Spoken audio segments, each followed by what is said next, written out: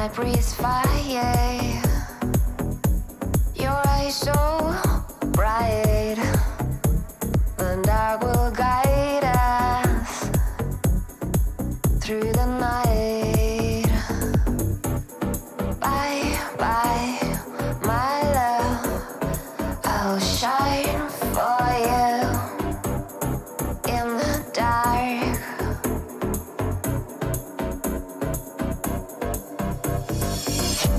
The sky is lonely without the sun. It cried for years, an ocean of tears. It's how it's begun. Bye, bye, my love. I'll shine for you in the dark with my tribe of stars. My tribe of stars.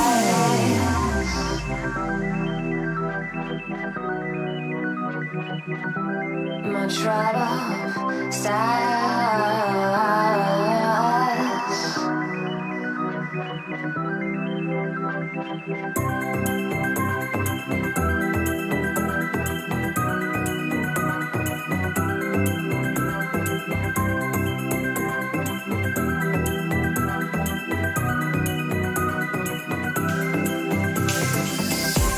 The night breathes fire.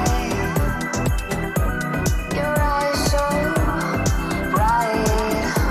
The dark will guide us through the night. Bye bye, my love. I'll shine for you in the dark with my tribe of stars.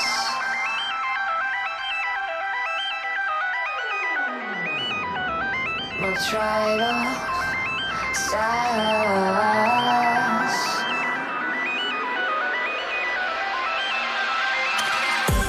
My tribe of stars.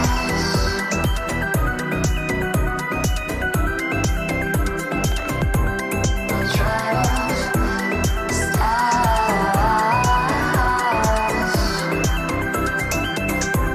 My tribe of stars.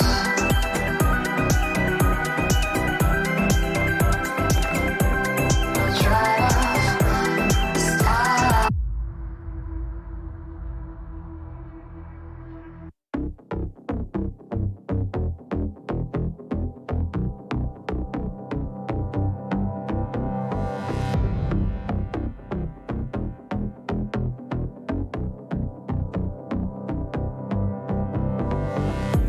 The night breathes fire. Your eyes so bright. The dark will guide us through the night. Bye, bye, my love. I'll shine for you in the dark.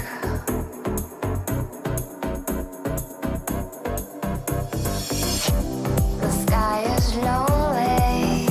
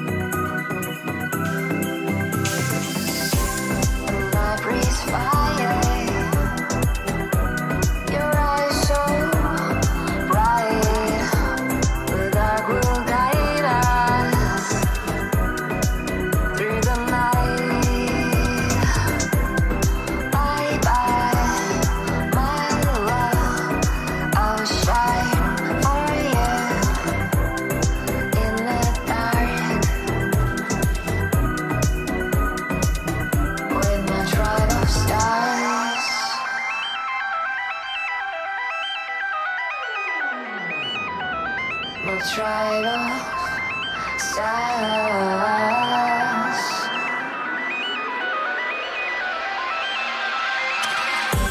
No tribe of stars.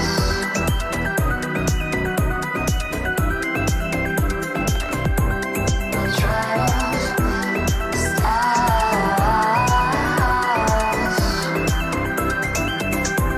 No tribe of stars.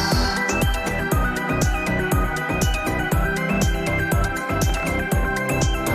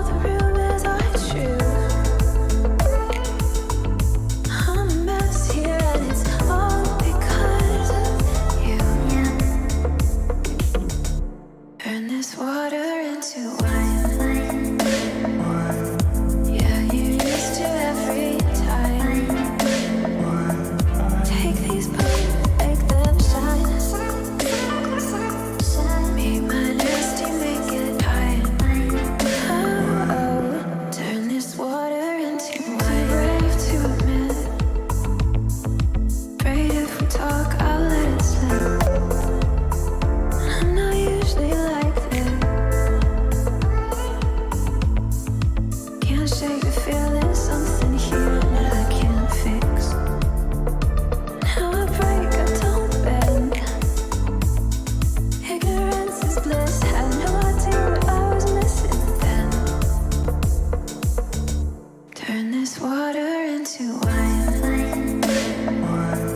Yeah, you're used to every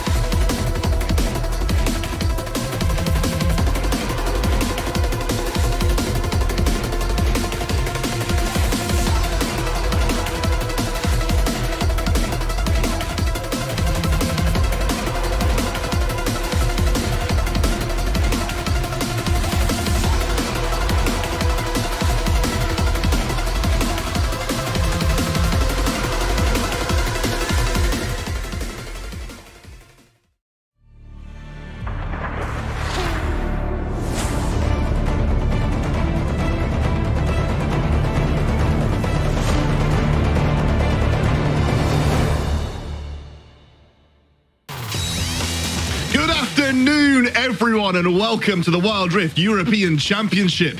We are here for another week of exciting Wild Rift esports, and last week brought plenty of action. We saw Game Lord, one of the favorites for the entire competition, make their way onto the Rift and show exactly why they are that. They've had a bit of a shake-up. They've changed up their top lane. They've brought in Hest as well in the bot lane. And I tell you what, their bot lane looks absolutely fantastic. Redemption on his Corki, absolutely popping off.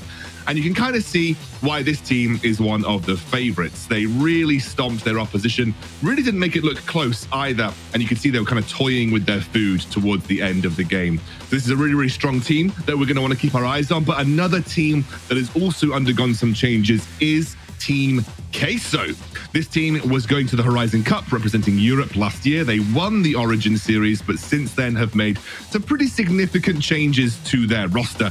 They brought in Joey Skaggs and Methanor in the bot lane, a very untested and a very raw bot lane, but they did their job extremely well. Paired up with the likes of Andre and Acolyte in that topside duo that has always been so strong for Team Queso, and they also look fantastic heading into the later stages of this tournament. So we're excited to see more and more from Team Queso as we go. It has been really, really fantastic first week, and of course, we've got more to come this week as well. I am Scoundrel. I am really, really excited to be here with you guys today. But if you guys have not kind of been involved with the show so far, let's take a look at how and what the Wild Rift European Championship is all about.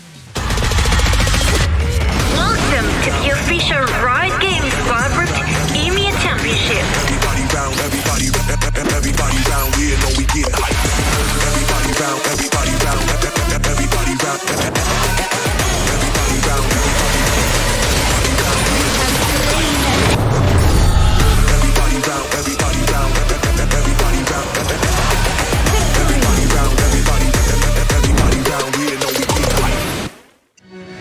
And I'm joined by two absolutely banger analysts today. We've got Hell's Devil and we've got Stuart as well. Guys, I'm so excited to be here with you. I've never got to cast with you, and you guys are huge, huge creators in the Wild Rift space as well. So you're absolutely fantastic to have you on the show doing all the breakdown of the action. But before we get into kind of like the details of this week, why don't we take a look at the format of this competition so you guys can understand where the teams are and where they're going to go.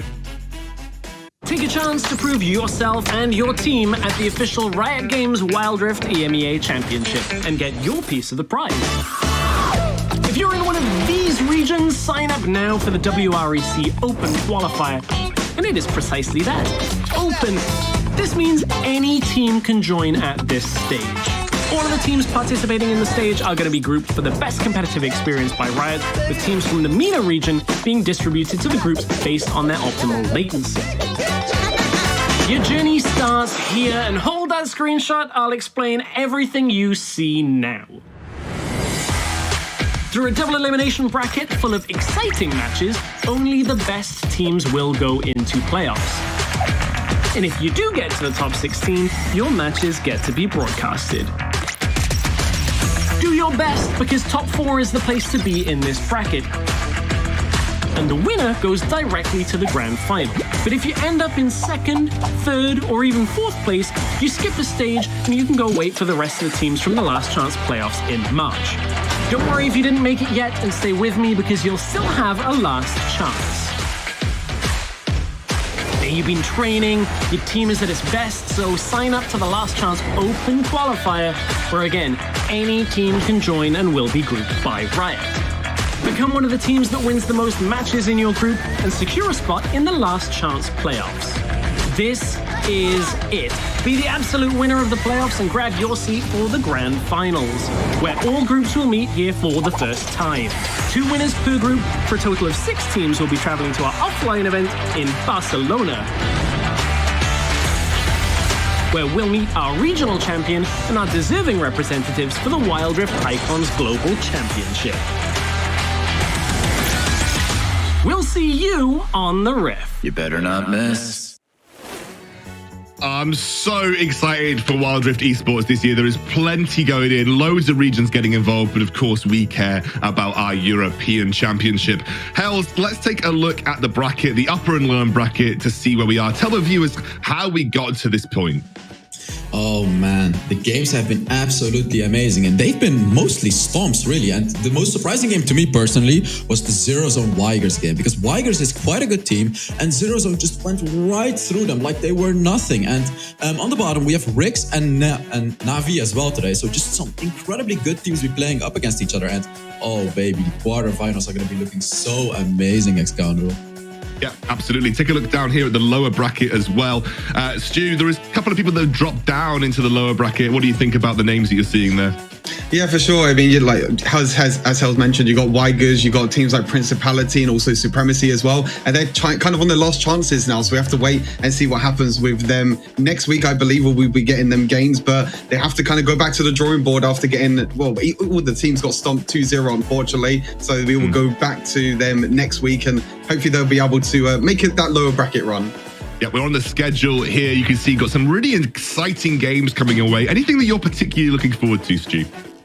For me, it's day 2, Control against Team Dark. I think that's going to be the closest game of the entire round of 16 bracket. But we got today's games as well. We got Rick, Gigi, and Navi, 2 of the strongest teams in this entire tournament. So it's going to be interesting to see what they bring out and how well they will be able to perform. Yeah, and speaking of the games today, Hells, we've all made our predictions, and I would say most of the predictions have looked relatively similar, but I know that you have gone for a slightly different take on that Control Team Dark game at the end here. Talk to me about that prediction. What do you think gives Control the edge versus Team Dark? I'm going to be real honest with you, Excalibur. This is a little more of an emotional prediction. I really want to see Control win. And although I really believe in their roster, they're incredibly good, Team Dark is a powerhouse as well. And for me, it's more of a 50-50, but I just put the edge on Control because I just really want to see them win, Excalibur. Mate, do you know what? It's okay to have emotional predictions. I do it all the time. I need only look at Carmeline's predictions to know that she's rooting with Spanish pride with a lot of her predictions. But hey, we accept that because you got to root for who you got to root for. You make a decision with your brain or you make a decision with your heart. That's perfectly fine. Guys, let's take a look at some of the tweets that you've sent in over the course of the build up to today. If you've been involved and you want to get involved, make sure you use the hashtag WREC. What do you make of this one, Stu? Garen doing Garen things. I mean, it's just a pretty easy champion to play. You spin to win, and then you just dunk on the champions. It's just that easy. Excuse me, mate. I'll have you know that Garen's extremely complex, and understanding the limits of Garen is incredibly important. Sorry, I'm sorry. Here we go. So 2-0 top of any 16 group at the name more iconic duo. Yeah, Hells, you were saying like there was lots of stomps, right? We've had quite a lot of really kind of one-sided affairs to begin with, but it shows you how strong the top end of our competition is, right? Yeah, definitely. Like this Giga stomps, basically. Not even normal stomps. We've had super duper stomps. And I feel like the same thing may happen today. Obviously, we're waiting to be proved wrong because it would be really nice to see a very close series in the 16 bracket as well. And honestly, I feel like Control and Team Dark are going to be bringing that to us. But I really hope that we're going to be getting that today as well. Yeah, and I think you can see here on the predictions, a lot of the community agreeing with you today. We're going to see some 2-0s. I kind of thought that maybe the Na'Vi series would go 2-1, but I'm still in the camp of Na'Vi. Now, I think this is where we might be saying goodbye to you, Stuart. I think we might be waving adieu because you're going to be preparing for a special interview that we've got coming up. But in the meantime, Hells, let's talk about some of those big stories coming into this week. Obviously, the biggest story is that we're on a new patch 3.0A. Yeah, and it's especially a big story because we can clearly see this is like a competitive focused patch. And what I mean with that is if we just look at the nerfs, Camille, Morgana, Vayne, Jace, Lee Sin, Sett, these are all really strong picks in competitive, every single one of those. So we can see that they mainly nerfed these really seemingly broken champions in competitive. And I'm really happy to see this because this is going to completely change the drafts. Like people are going to be drafting completely differently. And a champion that we have to look for as well is Gragas. He got that small early game attack damage buff, which may make him viable in the jungle, Excalibur. Well, do you know what, Hells? I saw your video. So, so yeah, he could be viable in the jungle.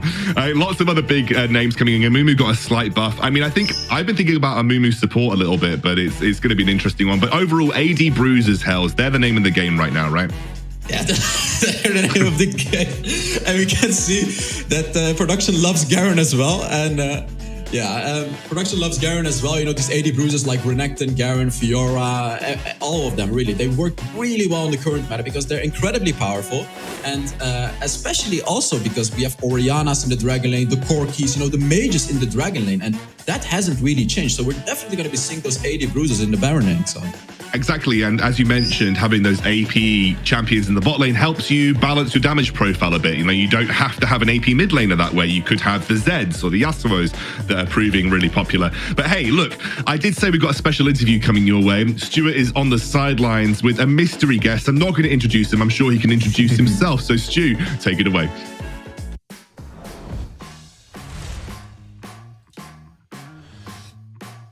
Thank you very much, Excalibur. I am here joined by the one and only Ryu, Riv Esports support. Ryu, how are you doing, my friend? How are you feeling after the win at the weekend? Hello? Can you hear me? I think we're having a few technical issues. I don't think Ryu can hear me. Hopefully he can hear me in a few seconds. Hello? I don't hear you, Stuart. Unfortunately, Okay, we'll go back to the casters. Hopefully we're going to be able to fix this issue very, very shortly. There's no sound from me, I'm sorry. It's all good. And sometimes, you know what? When you run these remote broadcasts, sometimes when you get guests on, it can be a little tricky to get everything working. But you know what? As soon as we get a chance to get Ryu back on the interview, we will try and do so. But Hells, speaking of this first matchup, let's talk a little bit about that first matchup. Of course, WREC, the first time that we've seen them since that Purge tournament stuff that happened previous to the WREC. What do you make of WREC? Do you think that their roster has leveled up? Like, do you think that they are still a top 4 team? Like, I'd love to know your opinions on the roster as a whole. Well, clearly they're a top 4 team. And I feel like during Purge, it's not like you cannot really say that that's the real WREC. Because they had just invited SC7. He was clearly not on the same page as them. But I feel like now, you know, after all the scrims and after all the practice they had, each individual player of the team is incredibly good. We all know that. And I feel like as a team as well, if they can find the synergy with each other, they're going to be definitely one of the best. And I feel like they may even become the best of Europe. Yeah, I think they're definitely up there. I think Doom has always wanted to be an AD carry. I think that he is like a AD carry main at heart. I know that he played jungle because he had the brains for it. Like he's smart about the game, but I know that he kind of always has been an AD carry preferred role. Like there's always been the role that he's liked to play. So they've put him back into his comfort. They've kind of picked up one of the best free agent junglers in the form of SE7, and I do think that is going to be a slight upgrade for them. I think the test will be, can they take on the likes of Team Queso? Can they take on the likes of Game Lord, who look so dominant in the competition so far? I also want to shine the spotlight on the other side of the coin here as well. I don't want to completely overlook Blows Gaming. They've got a pretty solid roster, especially through Cyvek, right? That AD carry. Yeah, Cyvek is quite a strong carry, but first we're actually going to go to the interview, and I feel like they fixed it now. I think we have.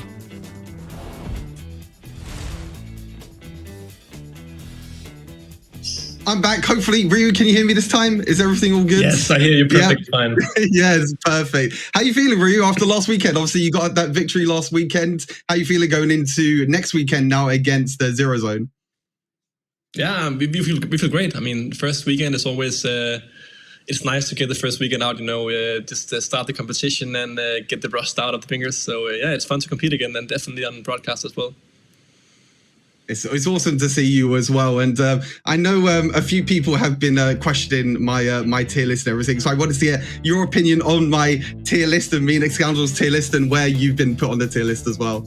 I wanted to. Well, I've been put in top of B. Okay, I mean it's not bad considering I took a kind of a long break from competitive scene. I haven't been playing since I think August. So I think, you know, as a jump back in, as well as having changed role, I think it's fine. But I mean, I hope I'll prove I'm higher up, of course. I'm sure you will. And with today's games as well, WREC.GG, Na'Vi, any predictions going into today's series? I think Rix and Navi will smash it. I mean, they're amazing teams. You know, like all the players are extremely well known in the scene. They've been competing at a high level since the very beginning. And I think any team in Europe who goes up against Rix and Navi will have a tough time. Definitely. Ryu, thank you very much. I'm glad we got this all fixed. Good luck next weekend as well. And we'll get back to the casters as well. Thank you, Ryu.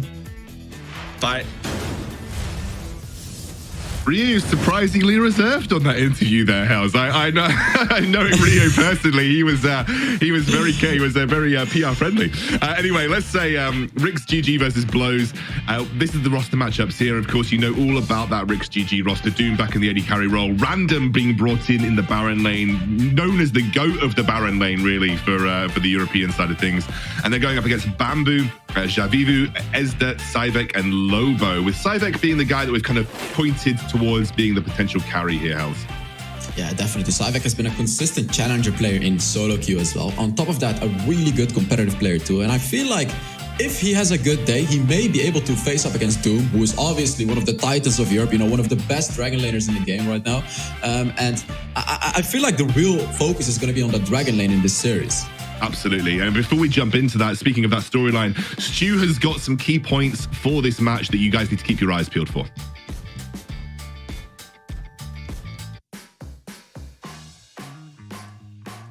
Thank you very much, Ex-Scoundrel. Yes, we did see WREC.GG last year. Unfortunately, they did lose in the final against Team Queso in the Origin Series. Unfortunately, they lost out on the last hurdle, so they're definitely going to be looking to try and come back and hopefully win out in the WREC. And speaking of WREC.GG, you know that you have Random in the top lane now. I really want to see Random on these carry champions. Fiora is one of them AD bruisers that didn't get nerfed this patch, and I think will be a high priority in this series. And if you can get Random on the carry, he will be able to easily carry for WREC.GG. And then looking down in the role stop as well, down in the Dura lane, Doom as well, now not going to be able to miss any more smites anymore in the jungle. He's back in the Dura lane. We get to see him on his perfect role in the AD carry down in the Dura lane. But we might see him on some AP champions as well. We'll have to see how that faces off. And then on the other side as well, Blows Gaming, we talk about Cyvek in the Dura lane as well. That Dura lane matchup between WREC.GG, between Doom and Cyvek is going to be really, really interesting to watch. So that's my key points for the first game of this series. Back to Hell's Ex-Scoundrel to get us underway with picks and bans for game number 1. So we're into that first game of our series. Hells, I get to cast with you. I've never, ever had to cast with you before, which is amazing because I really want to give it a go. And I'm super excited to see this first game in the series as well. I think picks and bans is always really interesting to talk about because it gets a good read on what pros think is strong, what pros I want to prioritize. The bans often tell you a lot about the meta. So I'm really excited to see both of these teams going head to head, especially in this draft phase where, you know, things like Draven got buffed. That's a big pick for Doom. Is that going to be banned, for instance? You know, that's an interesting thing to talk about, I think, Health. Oh yeah, definitely. You know, besides the obvious picks like Jace and Camille and etc., I want to talk about Draven indeed. You already mentioned it, but I was going to talk about it. Doom is quite well known for his Draven, and I want to see it too. You know, I want to see that Draven as, you know, we're seeing a lot of the Orianas, the Corkis, the Morganas, you know, the standard picks. I want to see the crazy Draven. I'm asking it. Please give us the Draven. We have to see it. And yeah, and another thing that's very important is the nerfs on the very important picks, right? Like the Jace, the Camille, the Sin nerfs. That is definitely going to be changing the draft game, Scandal. Oh, absolutely. And I think, you know, I talked to quite a few of the pros after patch 3.0a, and a lot of them said that a lot of the nerfs didn't feel too heavy. Set was still decent, Jace was still decent, but right there you can see Blows Gaming do not want to let Jace through, and I think that's fair. You're going up against the blue side, you're going up against Random, who is an incredible Jace player. Pros still thinking that Jace is strong, still scales well. That small percentage changes to his scaling and his base AD didn't mean too much for them, and they are happy to prioritize that ban. Yeah, and a champion that I want to highlight as well is Fiora. A lot of these AD bruisers got nerfed, and Fiora is one of those champions that Random is incredibly good at, right? Because Camille got nerfed, and she got nerfed, especially in the Baron lane. Obviously, it's not a huge nerf, but she did get nerfed. But Fiora is still the same, and we know what Random can do on that Fiora. So it's going to be interesting to see how Blows Gaming decides to react on Fiora, you know, being like a top pick right now, especially against someone like Random. Absolutely, but Set gets banned as well. So even though I'd say Set got the hardest nerf, you know, on the last patch.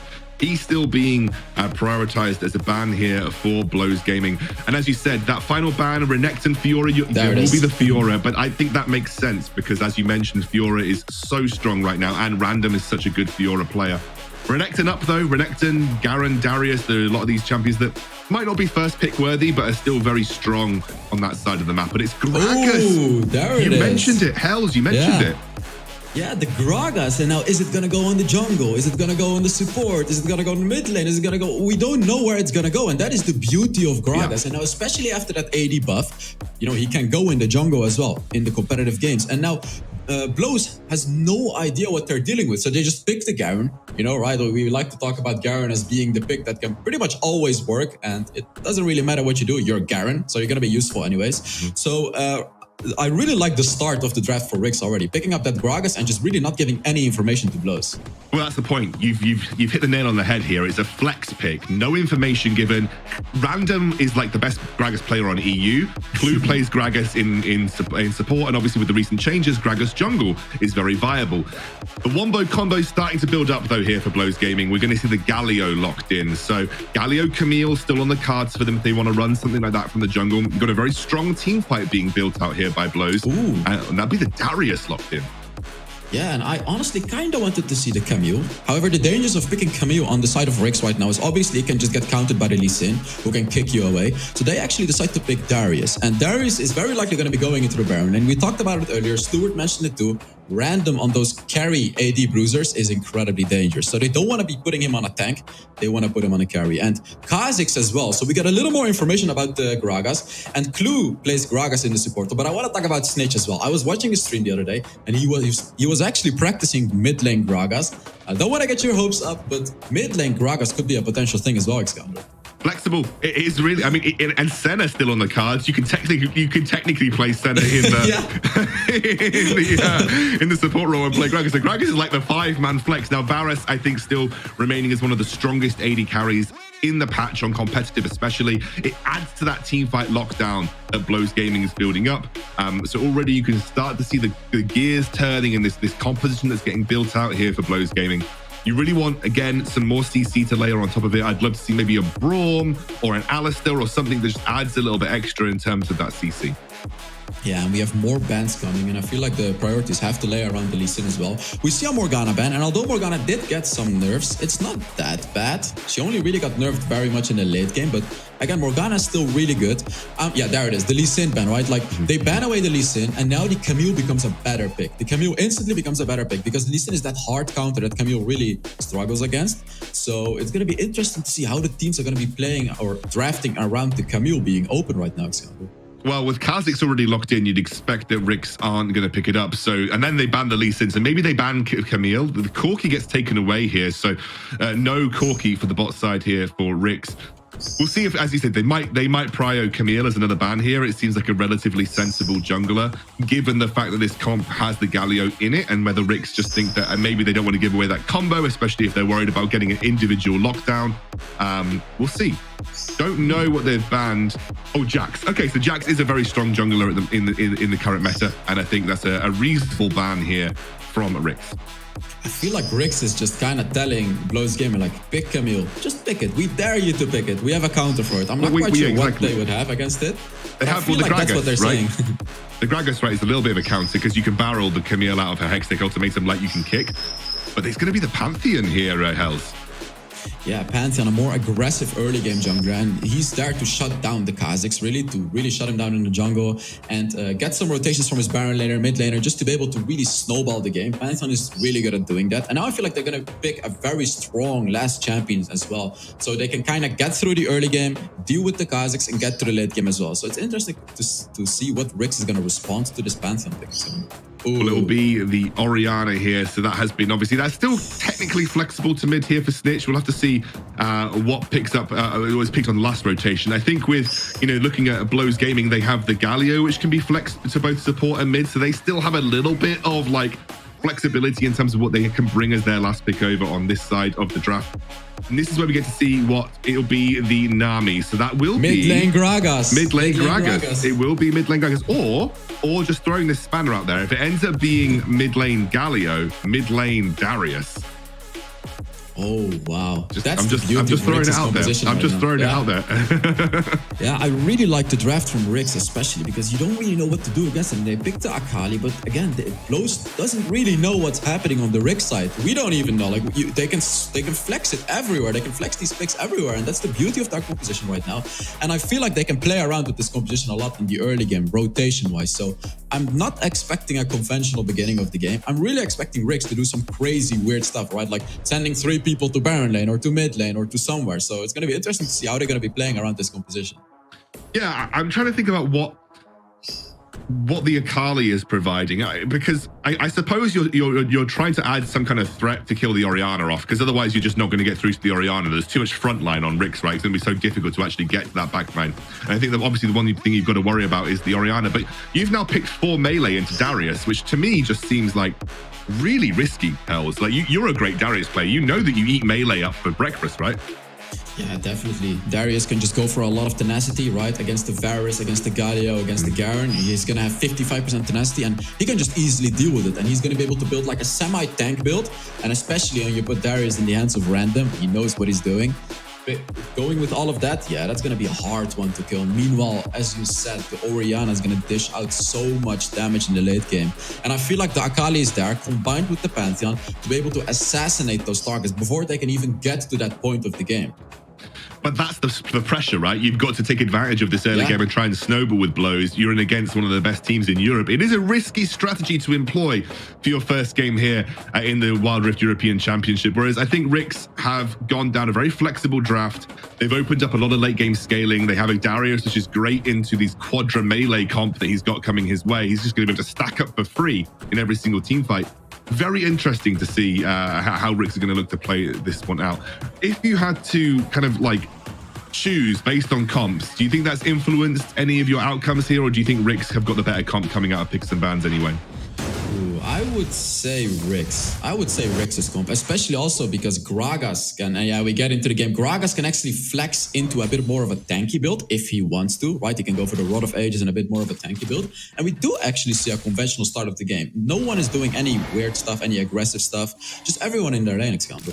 Yeah, I think that playing it safe in a very high stakes competition like this is, you know, if you make a massive level 1 error, even versus some of the in quotes unquotes weaker competition, like if Rix made a really big level 1 error and it could throw the game, like you are maybe 2 games away or 1 game away from out being into the lower bracket, which is not where Rix want to be. So completely understand that they're just playing this one a bit cooler here, Hells.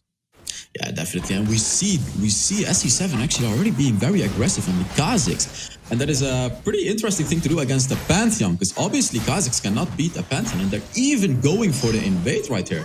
Pantheon is kind of surrendering his blue buff, giving it away, going for the Scuttle Crab. But this is already quite a big win for Rix right there. They're taking the blue buff, and they're going to be taking the Scuttle.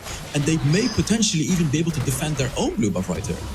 Yeah, I mean, it depends if they can get over to defend the blue buff. What they were doing is, I think they were getting priority in mid lane, right? They ensured they had priority on the Gragas mid lane.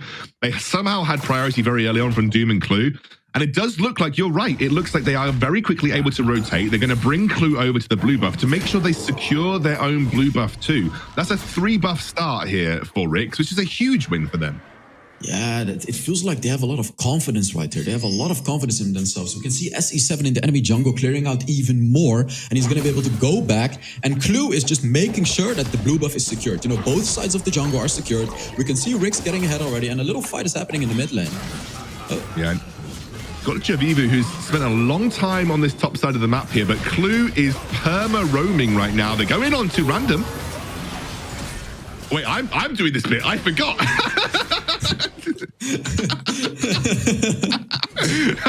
Okay, just for context, I'm usually a color caster. Hell, what happened there? Yeah, wow, that was just Jafiba was waiting in the bush, but he didn't expect Clue to come in with that knock up and coming in with those heals, right? Clue just being much stronger, effectively countering the Pantheon by constantly roaming around on the map. Just such a good job by Clue. Although I want to mention something, Clue has doesn't have a lot of gold right now. He's like 300 gold behind Lobo, and that is the cost of rotating around, of course. And even though we talked about Ricks doing some very good rotations, they're not actually very ahead in gold, Alexander. Yeah, they're not getting a huge amount for it, right? Like that was the roam, and I guess it kind of stopped random getting ganked, which I suppose is kind of like a way of gaining gold by stopping the enemy team gaining gold, right? But it feels like that wasn't the most effective roam ever. Like, it didn't get much, and as you said, Clue just ended up a huge amount of gold behind at this stage in the game. I guess they're just trying to provide as much support to their side lanes as physically possible. You can see that Random now he's taking a beating in this matchup, and both Lobo and Javivu head up there to try and put pressure on the star player from Ricks. Yeah, we can clearly see, right? We can clearly see Blows is afraid of Random right there. They're constantly roaming around. And the beauty is Ricks knows that. Ricks knows how to play around it. Like, Doom is going to be backing him up here as well. Everyone is just kind of backing Random up right there. They're not allowing Blows Gaming to just destroy Random and get ahead in this Baron lane matchup. Have you noticed that they've actually transitioned Snitch into a side lane here? Doom's gone to mid, and they've gone for the 1-3-1 kind of setup, I guess, to allow Doom to rotate to whatever objective is going to be prioritized first here for Ricks. But they've already put Snitch out of mid lane. We're like 4 minutes into the game, and Snitch is now in the Dragon lane. Yeah, and I want to talk about something too. Ricks has finished 4 items already and an enchantment on the Nami. And meanwhile, on Blows Gaming, they have only finished up 2 items. And one of them is a Mana Mune, which is quite a weak item. And Ricks is taking the passive approach anyways. They're just going for the Dragon, giving away the Rift Herald. But I feel like they could have taken a fight, even though they're up against the Pantheon, with that massive item advantage. I feel like Ricks Gaming could have done a bit more of an aggressive play right here. Yeah, they're looking to try and get on to Ezda, though, who does pop that ultimate. Is maybe looking for the execute, but can't find it. As SE7 gets the heal coming in, and that's going to be the first blood going over to Doom. May even pick up the first tower of the game as well, but the Pantheon ult coming in here. He's trying to find the engage. He's already committed as he jumps straight onto the backline. Galio ultimate there. Brilliant shockwave from Doom to settle things down. They should be able to escape with Snitch just body blocking his way out. And Snitch will be able to just kind of escort his team out of a pretty tricky situation here. And I say that Ricks come away with a huge amount of gold on first tower of the game.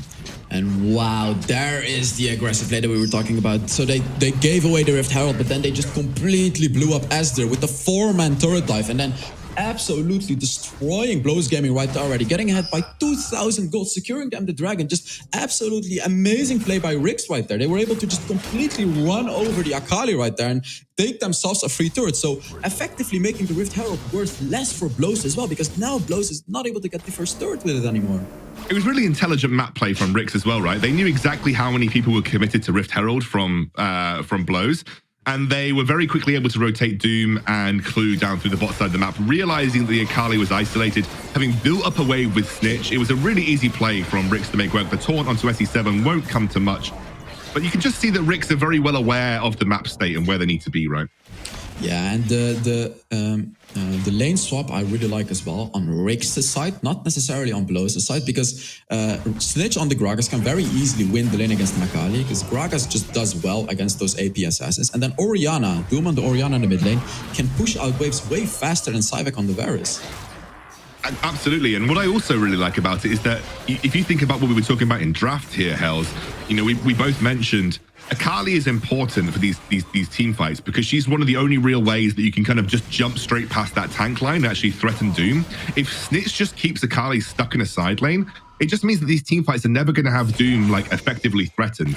And so you're taking out the big assassin who's going to prove the most issue with the snowball, and she's no longer joining team fights. And she also can't push waves back against Snitch really easily either. So it just locks the Akali up for so long.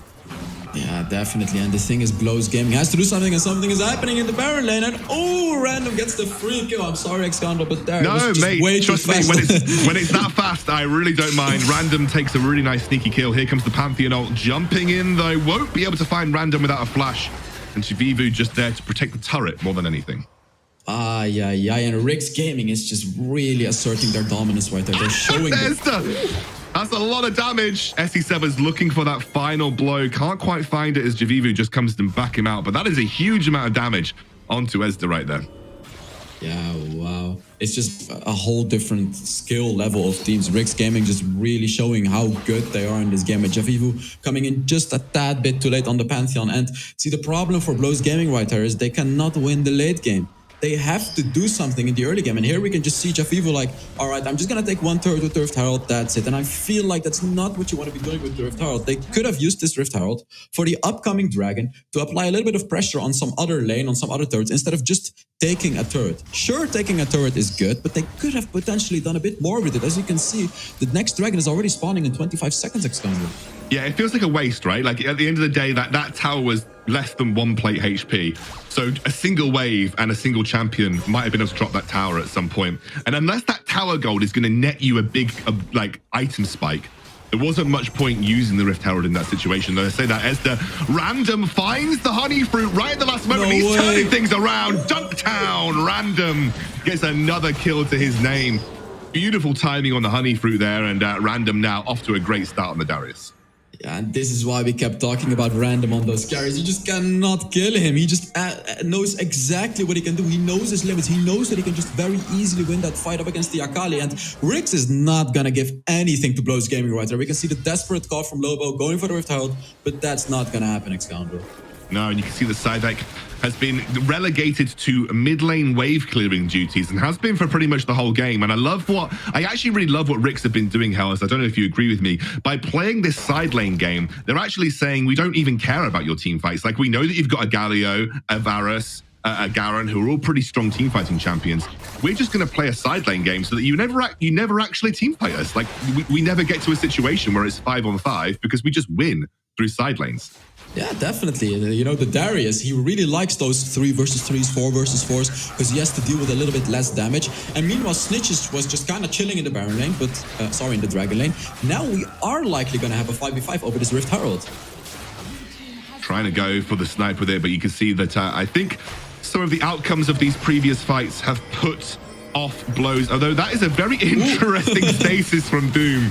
He's forced to flash away. You could see that Blows Gaming had almost salivating, chomping at the bit for that potential kill onto Doom, but they couldn't quite find it, and he will flash away. Yeah, and honestly, a bit of a mistake that I saw coming from Blows Gaming is what I would like to say is Varus' build. And although starting up a man immune is good, we can see on the side of WREC, Doom actually didn't start with the Archangel Staff. Instead, he just went for like a Sapphire Crystal and instantly went for the Release Echo.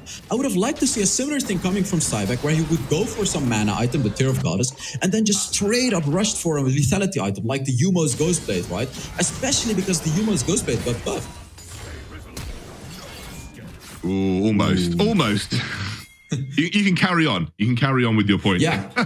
So the Yuma's Ghostblade got buffed, and I would have really liked to see Cypher go for that power spike a bit earlier on in the game instead of going for that late game mana immune, because if you reach the late game, it's not good for you. You have a Pantheon. You want to destroy them in the early game. You want to be able to just completely roll over WREC in the early game. So it's interesting to see Cypher taking a bit more of a passive approach. What I really like about, we haven't engaged here. You can see the hero's entrance doesn't quite land. The great stasis coming out from SC7 as he flashes into the brush. In the meantime, you can see Ezda finally picks up a kill on the backline. It's Random versus 5. He gets the burst. No. He's looking for the second, can't quite find it. The flash comes away. He jumps into tower. How is this man still going? Random! What an absolute beast. The Cyvek goes down to Doom right at the end. What on earth did I just watch? Wow, and he just survives with the skin off his bones. You just look at this chat, look at this dude, Random. This guy is the new addition to WREC Gaming. If you look at the replay of the fight, I just want to put the eyes on Random right there. Beautiful engage from Blows Gaming. But if you just take a look at Random in a 1 versus 4 situation, by the way, being able to pick up a kill, survive, using his first ability to heal up, and then flashing in and getting yet another kill. This guy is just way too good for Blows to deal with right now. Oh, and honestly, Hells, we talked about it in draft. Darius versus melee comps. He eats them alive. He gets so much healing from his spin, that, you know, his first ability, because he's got the chance to hit so many more people because they're all clumped up around him. And Random right there playing beautifully. That was a highlight reel Darius play if I've ever seen one in my life. That was absolutely ludicrous. And honestly, I feel like we gotta get used to it, right? Random is probably gonna do a bit more of this during every game, and just look at him walking into the jungle right now.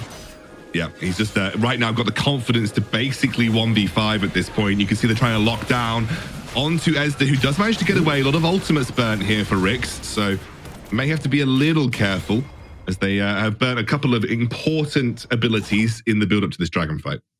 Yeah, and they were able to push away the Akali, which basically secures them a free dragon right now, and they're not even bothering helping out, as you can see, because Kha'Zix is able to clear out dragons incredibly fast, and Random is going in again. He's looking for the dunk, but can't quite find him. He has now got those stacks being built up, just looking for the right person to lock up. He jumps in, he's getting one. Wow. Oh, it's absolute decimation! No way. Quadra kill from Random, and it just happened before your very, very eyes. Absolutely disgusting. What the hell, Random? Have some mercy. What is going on right there? Quadra kill. What was that? Just basically single-handedly destroying Blow's Gaming right there. What am I supposed to say? That was insane, Excandro. I mean, Darius versus Melee, mate. What more do we need to say? He just fed Darius versus Melee. Let's take a look back at that replay. Yeah, and just take a look. He already had his full stacks using the stone plate, and this is gonna be the highlight. Using that first ability, boom, just killing everyone. He's just showing you don't even need the ultimate on the Darius. Once you get buffed, you kill them all. And Random knows that, and he does it as well. And I'm just expecting him to go in and get this Garen as well. Yeah, there's no way. Bamboo does have flash available, but so does Random. But Random doesn't need it. He's going to pull him straight back in here. He's just going to go for the dunk. We'll find the kill. At this point, Random is unstoppable. Nothing can stop this Darius from pushing down the side lanes. I think also what I loved about that last little highlight play was just how well Ricks chained their CC together. Like, it was Nami bubble into pull, into body slam, and then, as you said, that decimate just came through and landed a huge number of kills. As you said, didn't even need the dunk to make it work. And right now, you're just seeing a team that honestly is one of the best contenders in Europe. They are absolutely up there as a top 4 team, but they're starting to prove that they have got what it takes to take on the likes of Game Lord and Queso as well. And we knew that, but we're just seeing it in its full glory as the desperate defense comes through from Blow's Gaming. You can see now that Lobo should drop. The dunk should be enough to finish him off. They're going to take out the Akali with a double kill for Random. Name of the game has been Random this time round. With a Baron buff pushing towards the Nexus, it should be Rick's Gaming take the first game of this series, their first game in the Wild Rift European Championship. Wow, 23,000 gold lead in 14 minutes. We have never seen that before. Never. We have just not seen it before. And it happened right in front of us. What an absolute stomp game. They're just changing the meaning of the word stomp. Our previous games were wins. This is a stomp. Rix is just completely changing the game, and what an amazing lineup, Excandro. I know, absolutely. They all played well. I loved the strategy that they pulled out to go 1-3-1 at 4 minutes to say, we're not going to team fight you. We don't even want to even entertain that.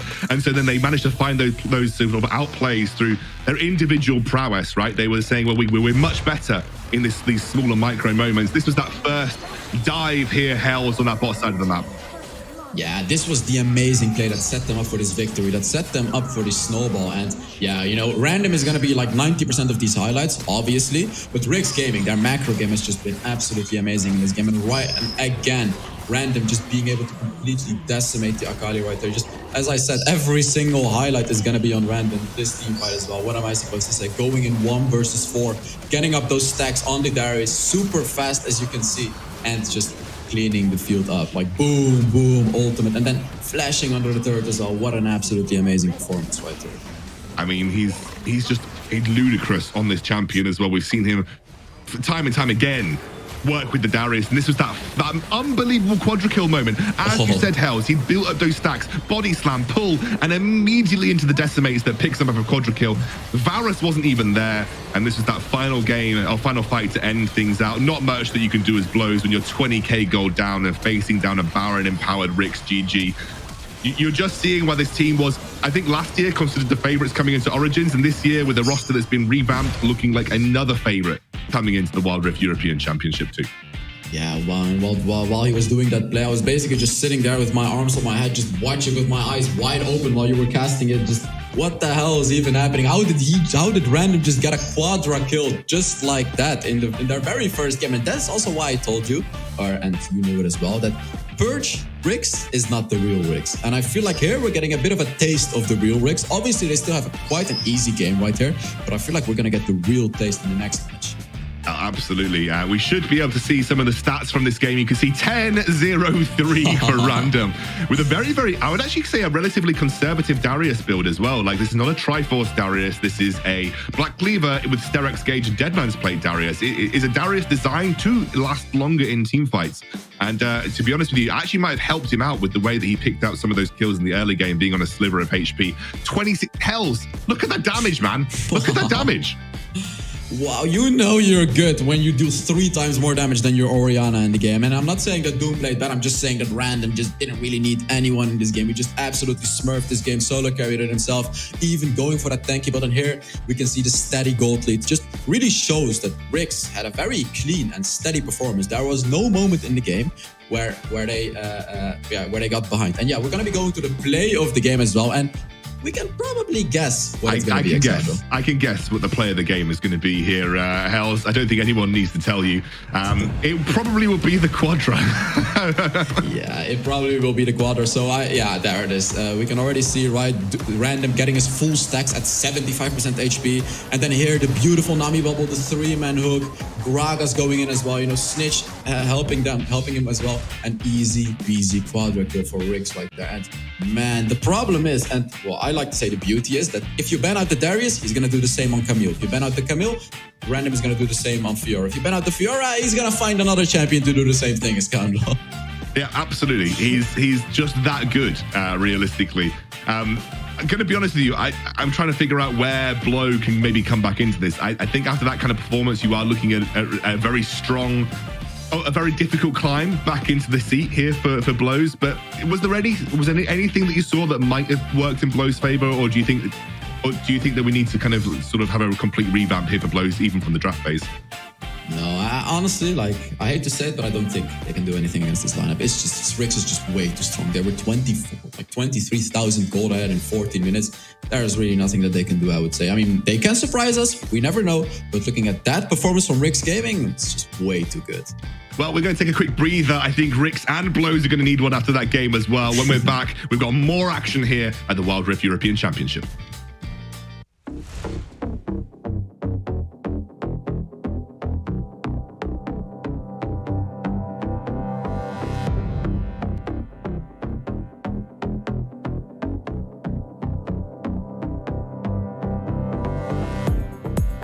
Breathe fire, your eyes so bright, the dark will guide us through the night.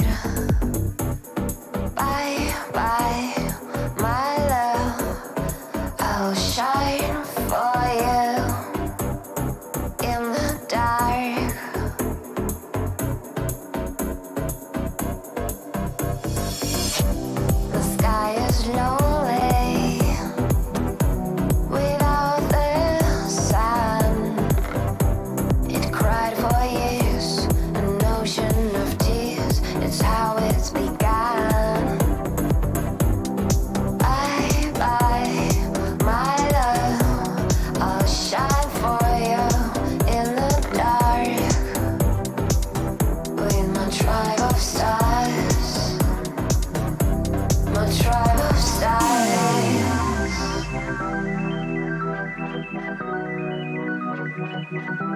My tribe of stars.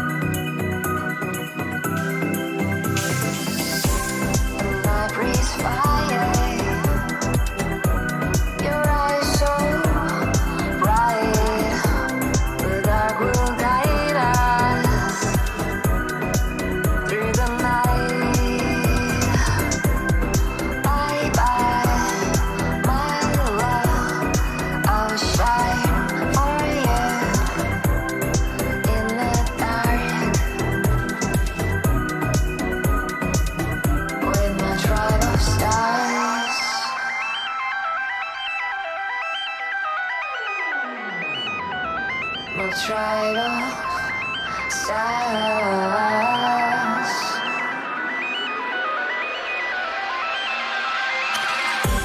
My trial of stars.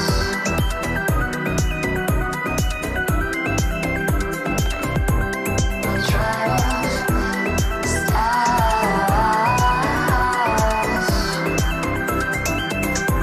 of stars. My trial of stars.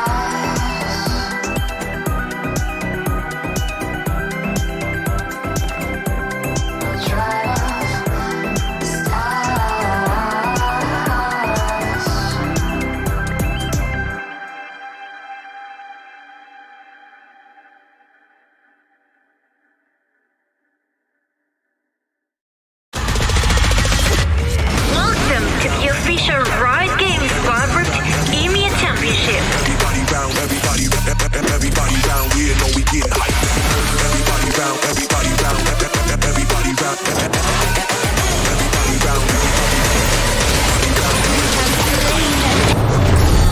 everybody round, everybody round, everybody round, everybody round. We know we getting hype.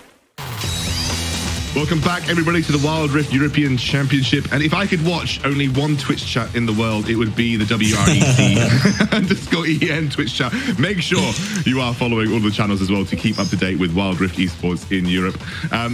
That was an insane first game from WREC, honestly, Hells. I don't even know where to start. It was domination from start to finish, right?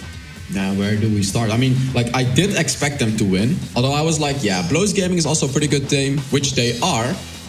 But yeah, we have a very spicy tweet coming up. I've been told about this. Let's take a look at the tweet from our interviewee, Ryu. Don't get me wrong. Playing versus WREC's GG will always be a tough task, and it's no shame in losing to them. But Blows Gaming are straight up not even playing the game. Wow, that is some fire from Ryu. Ryu, I'm going to be honest with you, mate. Make sure you don't lose to Blows Gaming, because that tweet will definitely come to haunt you in the future weeks. That was some spice there. We love a bit of spice. The competition is about the spice. So yeah, there we go. Yeah, seeing Ryu going up against WREC is going to be especially interesting now after that tweet, right? Because if they lose against WREC like that as well, that would be the funniest thing ever, or the best upset ever, right? We love the spice, and this is just some friendly banter. I mean, competition banter is important, and I think I love it when the competitors kind of are willing to go out there and say some fun things. But hey, look, we've got another game coming your way. Stu is back with some key points to look out for this upcoming game.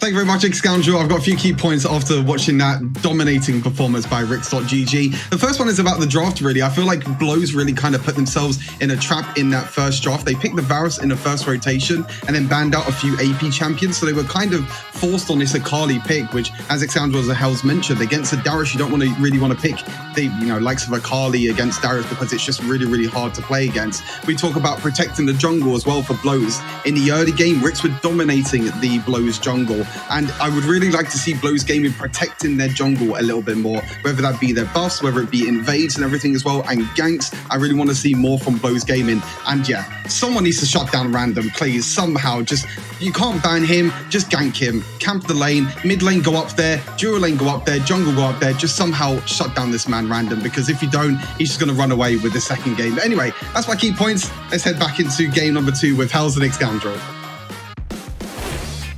I feel like they did try to camp Random. Like, I feel like they really tried to camp Random, and it didn't quite work out. But then, to be fair, I would say this, Hells, they did invest a lot of resources from Clue early on to allow him to give some space to Random. Yeah, definitely. And honestly, I wouldn't even know what Blows Gaming can really do, because Clue, as the support, has been supporting Random. He knows what's up, right? He knows that enemies are going to be focusing on Random. So Blows Gaming is going to have to come with some very like a tactic that WREC doesn't see coming right there. And honestly, I can't think of one right now. So it's just going to be especially interesting to watch them play the second game, knowing that Random is this incredible carry and that he is obviously the biggest problem for them right now from WREC. Absolutely, but of course, if you cut off one head, many other heads appear. They're like a hydra, and that's what WREC is good about them. You know, they've got Snitch who can do the same thing, SE7 who was kind of popping off on Kha'Zix too, and then you always have Doom to back you up. Now we're into picks and bans. Obviously, Blows have gone onto blue side here. I believe they had choice, so they've gone onto blue side, and we'll see WREC now over on the red side of things. We'll see if that affects the bans in the ban phase. Maybe Blows say, well, let's not ban as many of those big power picks because maybe we can look to first pick one that we want. Yeah, okay, they start off with the Varus, but I was gonna say it would be very funny if they just choose to ban away like 3 bruisers, right? Like, imagine if they had just banned Darius, Fiora, Camille, like, okay, screw random, we're not gonna deal with it, we're just gonna ban out everything. But it seems like they're still gonna be taking the approach of a normal draft, banning away the Varus. We see the set ban coming from WREC as well. Perhaps WREC doesn't really just want to deal with it, right? We know that set has been nerfed quite a bit, and WREC is like, I feel like WREC is kind of saving the real drafting strategies for the real hard teams to play against, because obviously they had quite an easy time beating Blows. Well, I think obviously you come into competition always prepared to be 100%. I think that draft was a very sensible draft from WREC. I think that Darius was a great pick. Not that they knew that the full melee was coming, but when you see like Garen Galio, you know that actually you're probably going to be facing like a heavy melee comp in general. So it was a good pick overall from them. The Fiora and the set goes banned from WREC. So that's not just telling you that Blows were afraid of those picks in WREC's hand. That's telling you that these champions are strong regardless. So set still remaining strong. Diana being banned away, Fiora, and obviously then Camille being banned here by Blows, which didn't even get seen in the pick and bans on the last game. Yeah, and WREC Gaming banning away the Fiora and leaving out the Jace. And I feel like the reason that they banned out the Fiora is because Fiora is really the only champion that is like, well, there's more, but Fiora is the one champion that is incredibly powerful in 1v1s. And they don't want random to have like a, lose up against the Fiora and then be shut down by the Fiora. So instead, they chose to give away the Jace and now have Fiora banned so random can still have a substantially free lane to play up against. And actually, we saw the Rakan ban last time around. The Lee Sin comes through. The Rakan is there as well. So, something that I think Blows were, or rather WREC took away on blue side this last time round has been picked up for them on the red side with obviously going over to the supports. We've seen the support jungle, no flexibility realistically from the WREC roster. There is a little bit of flexibility with Jace. He can go mid, jungle, or Baron lane. Most people tend to put him into the Baron lane. We're going to see the Galio through again. Whether that goes to Lobo, whether that goes to Ezda, remains to be seen. Yeah, and Orianna is still open. And I always like to say, when Diana gets banned, Orianna becomes even better. Because I feel like in Wild Rift, the only champion that can really counter Orianna would probably be the Diana. And we saw it in the first game as well. Diana was banned and Orianna was picked. So it's going to be interesting to see how both teams play around this. It's going to be a little hard to pick Orianna into the composition of WREC, because obviously the Lee Sin and the Rakan are a bit more a bit more mobile, but it's a very good pick for WREC to pick up the Orianna. And I feel like WREC may even show this game that, hey, we don't need random to carry. We can also have some other champions to carry, because they do pick the Garen. Garen is not the type of champion that can hard carry games, right? But I feel like WREC in this game is going to show like, hey, we have some other superstars like you talked about. We have Snitch, we have SC7, and we have Doom in the Dragon Lane. So it's going to be interesting to see what they're going to do this game, Alexandro. Hells, I also saw your Ghostblade Garen video, and I'll tell you that I think Garen can actually carry really hard. No, we're not going to see that today, please. Let's see where we're going with Blows Gaming. Obviously, we've got a couple more to get locked in. The Morgana was not seen last game because I believe it was banned away. So obviously, that is a champion that has, I think, become very popular in Wild Rift for a couple of reasons, but mostly I would say Black Shield is just such an important ability. There isn't many other, any abilities that do things like that in the game, and so therefore just having a protective shield for someone, prevent them from getting knocked up or charmed by the Rakan, that's a nice little additional to bring in, especially when you've got someone like Jace who's so vulnerable to these types of amounts of CC. So I like that combo, the Jace Morgana combo, mostly as well because Jace's hammer form is his true power. There it is. Yeah, we are waiting to see the Corki and the Orianna. So limiting what's really interesting is they're limiting AP options for the bot lane now. Really, the only one left right now, Hells, is Brand. And that's something that Doom plays. So I want to say something though. I was just gonna say this is a very dangerous draft for Blows, because if the Orianna, there it is, the 6. Yeah. Because I was gonna say if the Orianna's open, you cannot just pick Morgana like that, because Orianna Rakan is gonna take away that Black Shield. in an instance. And Ziggs can do the same thing. So I was just gonna say this is not the smartest moment to pick not the smartest moment to pick Morgana, because there's these mages, like you said, Brand, the Ziggs. You know, Orianna would have been the best one, which they banned away, sure.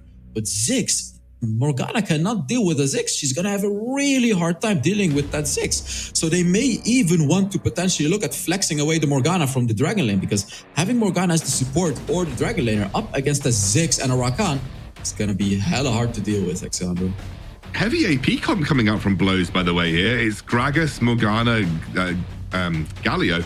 There's only the Jace as the AD threat. Now, obviously, we've got an AD carry that will come through. Graves. So that's Morgana bot with... Okay, let me work this out. Galio support? Or yeah, Morgana bot with Galio support, and then Gragas mid, Graves jungle, Jace top. That's an interesting comp, Hells. That's an interesting comp. I don't like it. I don't like it, because it's going to be basically a free game for the Ziggs, right? Graves is going to have a really hard time getting onto the Ziggs. Obviously, because of Ziggs' second ability, being able to knock away the Graves. The only one that can really hard carry the game for Blows right here would probably be the Gragas and the Jace. And we see a Lucian pick as well, which is a very mobile champion. Again, really good against the likes of Morgana, being able to dash away from the Graves, being able to easily dodge the taunt from Galio. So yet again, it just feels like a checkmate from WREC in the draft right there. Do you think this is Lucian mid? Because Lucian mid generally tends to eat some of these. Like if it's Galio mid, for instance, like Lucian eats some for breakfast. If it's Gragas mid, I like this because, you know, a lot of people say, well, Lucian AD carry, right? But the flexibility allows for a lot here for WREC. Like Lucian mid, I think beats most of the opposition that you could put in mid lane against him from the side of Blows, and that's a nice little sort of change at the end of the draft here for WREC. WREC, I don't think holding anything back here. They're just kind of saying, well, we're going to pick what we know is good. We're not going to, you know, we're not going to mess around. We're not going to troll. We're not going to, you know, say, well, we won 20K first game, so we're just going to kind of like take it easy on the second game. This feels like a very strong comp. They've drafted well. They're ready to take the fight straight over to Blows. Yeah, it feels like they've drafted incredibly well. And I just remembered they have two coaches behind the scene as well. They have Mozilla and Dubs, and we can clearly see the power of the coaches right here, right? Like, pretty much a perfect draft, I would say. This looks perfect, and I don't see a way of Blows Gaming winning this match unless they play much better than WREC Gaming. And as you said, Lucian mid would be an amazing thing to do here, because Ziggs against the Morgana, yet again, you can destroy the Morgana in the Dragon Lane, just basically putting the Ziggs up against the Morgana and the Lucian up against the Galio. Yeah, I like it. I like it a lot. And also the fact that I feel like the comp from Blows relies a lot on trying to set up team fights around the Galio Morgana combo, like very strong CC there. And I feel like the side lane presence is good with Jace, but the side lane presence outside of Jace is nothing. And so if you let one of the side laners get ahead to deal with the Jace, it might be difficult for Blows to actually really make this comp work properly. Let's see where we are. It is Lucian mid. Lucian going into the Jace. And so Random will be playing up against the Galio. Not the Galio, the Gragas. Yeah. So it's a Jace mid, and it's a Galio Morgana bot lane. Galio Morgana can never win against a Ziggs. So I'm expecting quite an easy bot lane for WREC. They just have to get to the late game, which they should be able to pretty easily. And then in the late game, Clue goes in with his ultimate, with his second ability, and then Ziggs ultimate, and it's just over, right? Like, that's what it looks like right now. Obviously, it may be something different. And it's going to be interesting to see what kind of aggressive plays we're going to be seeing from SC7 on the jungle, because he cleared his entire red side, may go for a gank on the Gragas Excalibur. Yeah, he might be looking for a either a red side Scuttle Crab into the blue invade here. Again, would require priority, and they have got priority for Random's lane right now. It looks like Clue is coming up to help provide a bit of priority mid lane. I love this from Javivu, though. He's saying, I'm not going to let that happen so easily. I'm going to come help push this mid lane out to ensure that we can try and get some kind of context back. But I love that right now you're seeing SC7 take advantage of that specifically, is going straight for the blue buff because he knows that the rest of the team is a little bit preoccupied right now. Yeah, and this time Lobo is ready, but he's on a different page. Javivu is on the other side of the map. Meanwhile, Lobo is just really walking around, not doing anything, which is going to get him quite behind in this game. So we may see a kill in the Baron lane right here. Oh, I think Random's going to get away with it. Like early lane Gragas, you're not usually like instantly killing people. Random just manages to walk away. And I love what Doom is doing here. He's sacked off his bot lane and just constantly made it difficult for Javivu to get into the blue side jungle. And again, WREC just able to control the jungle. And honestly, Blows just give it away for free. And I think it's just poor early macro from Blows. They're just not capable of really playing around that mid lane priority that Rix is able to gain so consistently. And even there now, SE7 just happy to continue to push into that blue side jungle for free. Yeah, and they may go for it, Xander. They may go for it. They're going to go for it, and that's first blood. As you said, brilliant setup from SE7, and it all came from the play around the mid lane priority. Rix just play that first 2 minutes of the game that much better, and it gives them such a good platform then to accelerate and win the game from. And the problem that I'm seeing right now with Blows Gaming especially is Lobo kind of running around like a headless chicken. He's level 3 right now, being behind quite a lot of gold, and Snitch nearly almost got the kill, but the problem that I'm seeing is Lobo not really doing anything, just constantly roaming around, trying to provide value on the other side of the map, but he's constantly either on a different page from his jungler, Javivu. Like here we can see him again, he's not really doing anything. He's trying to keep SE7 away, but SE7 doesn't really care and just takes away some of the jungle. And again, Lobo is not really taking anything right now. No gold, no experience. Meanwhile, Clue is on level 5 and he's roaming around quite effectively this game, Xcando. Yeah, absolutely. And also, you mentioned it at the start, like the Ziggs versus Morgana. Like Doom is just like holding. He's holding the Morgana at bay. He's absorbing waves for free, and he can just sit there and doing nothing while the rest of his team just completely clean up. And we are not a huge gold lead, but SE7's looking pretty spicy right now. Picked up the Serrated Dirk and the Caulfield's Wallhammer. He's working towards, I imagine, a Ghostblade first item that was just buffed on this patch, and that's something that we didn't quite touch on in the patch analysis. But that Yomu's Ghostblade first item, champions that regularly make use of that now have a slightly smaller spike to work with around these neutral objectives. Yeah, definitely. The Serrated Dirk got nerfed. They took away 2 flat armor penetration, but the Yumo's Ghostblade, the finished item, got buffed. Going on to Bamboo here, he does get a little bit of damage, and honestly, I think didn't need to flash per se, but was maybe a little bit worried about the kick and what could come if the kick was prioritized. Yeah, and Javivu trying to go for the dragon, not easy to do. And although Rix is trading off with the Rift Out, we have some crazy fights happening right now. We have some crazy fights happening here. There is the taunt. He comes back in on the Sonic Wave. The flash is already gone. That's a free pickup, a free kill there, and was a brilliant hold on the Sonic Wave from SE7. Just waited for that correct time after the taunt. And they're going to come away with the Rift Herald and maybe even able to reset just through, again, lane priority and lane management. They warded Blows off that objective. Yeah, they warded them off, and Blows cannot even get near this turret. As you can see, Javivu is trying, but I'm sure he's gonna get killed. This is a mistake. He is gonna get killed by them. So let's see what's gonna happen right there, Xcan. Oh, no. That's a 4-man support. It's a 4-man support up here. You can see SE7 is able to dive away. That small nerf on Lee Sin in the last patch didn't mean much either to the pros. They're relatively happy. Should be a reset for Rix, I think. It'll be the Mountain Dragon that they're thinking of next, but their control in these early 4 minutes of the game is it feels like it's impossible for Blows to keep up with. They just aren't able to make a move on the map because they're being constricted so heavily by Rix at every step. Yeah, I want to say that they're doing a bit better, especially because when the Dragon and the Rift Herald spawned, both teams switched the Dragon laners to the mid lane, obviously to have better wave clear in the mid lane to be able to rotate around. Blows Gaming followed that up perfectly, and they effectively fended off the Rift Herald, defending the first tower in the top lane. So they are doing a bit better in this game, and although they're still quite behind in gold, they are doing a bit better, Xando. A little bit better, absolutely. But they are about 4K down almost, so yeah. Struggling in terms of the gold output right now. But they are holding their own. The game has not completely collapsed at 5 minutes into the game, which was something that we kind of felt like on the previous one. You can see Ezda actually forced to flash away, gets knocked up here, but not going to commit because the rest of Blows Gaming are looking to support. You got to say this Bamboo. Is he looking for a? Ooh. Mate, he just didn't commit. He had Random so low, he must have used all of his cooldowns there because Random turned, used the ultimate, and gets the kill.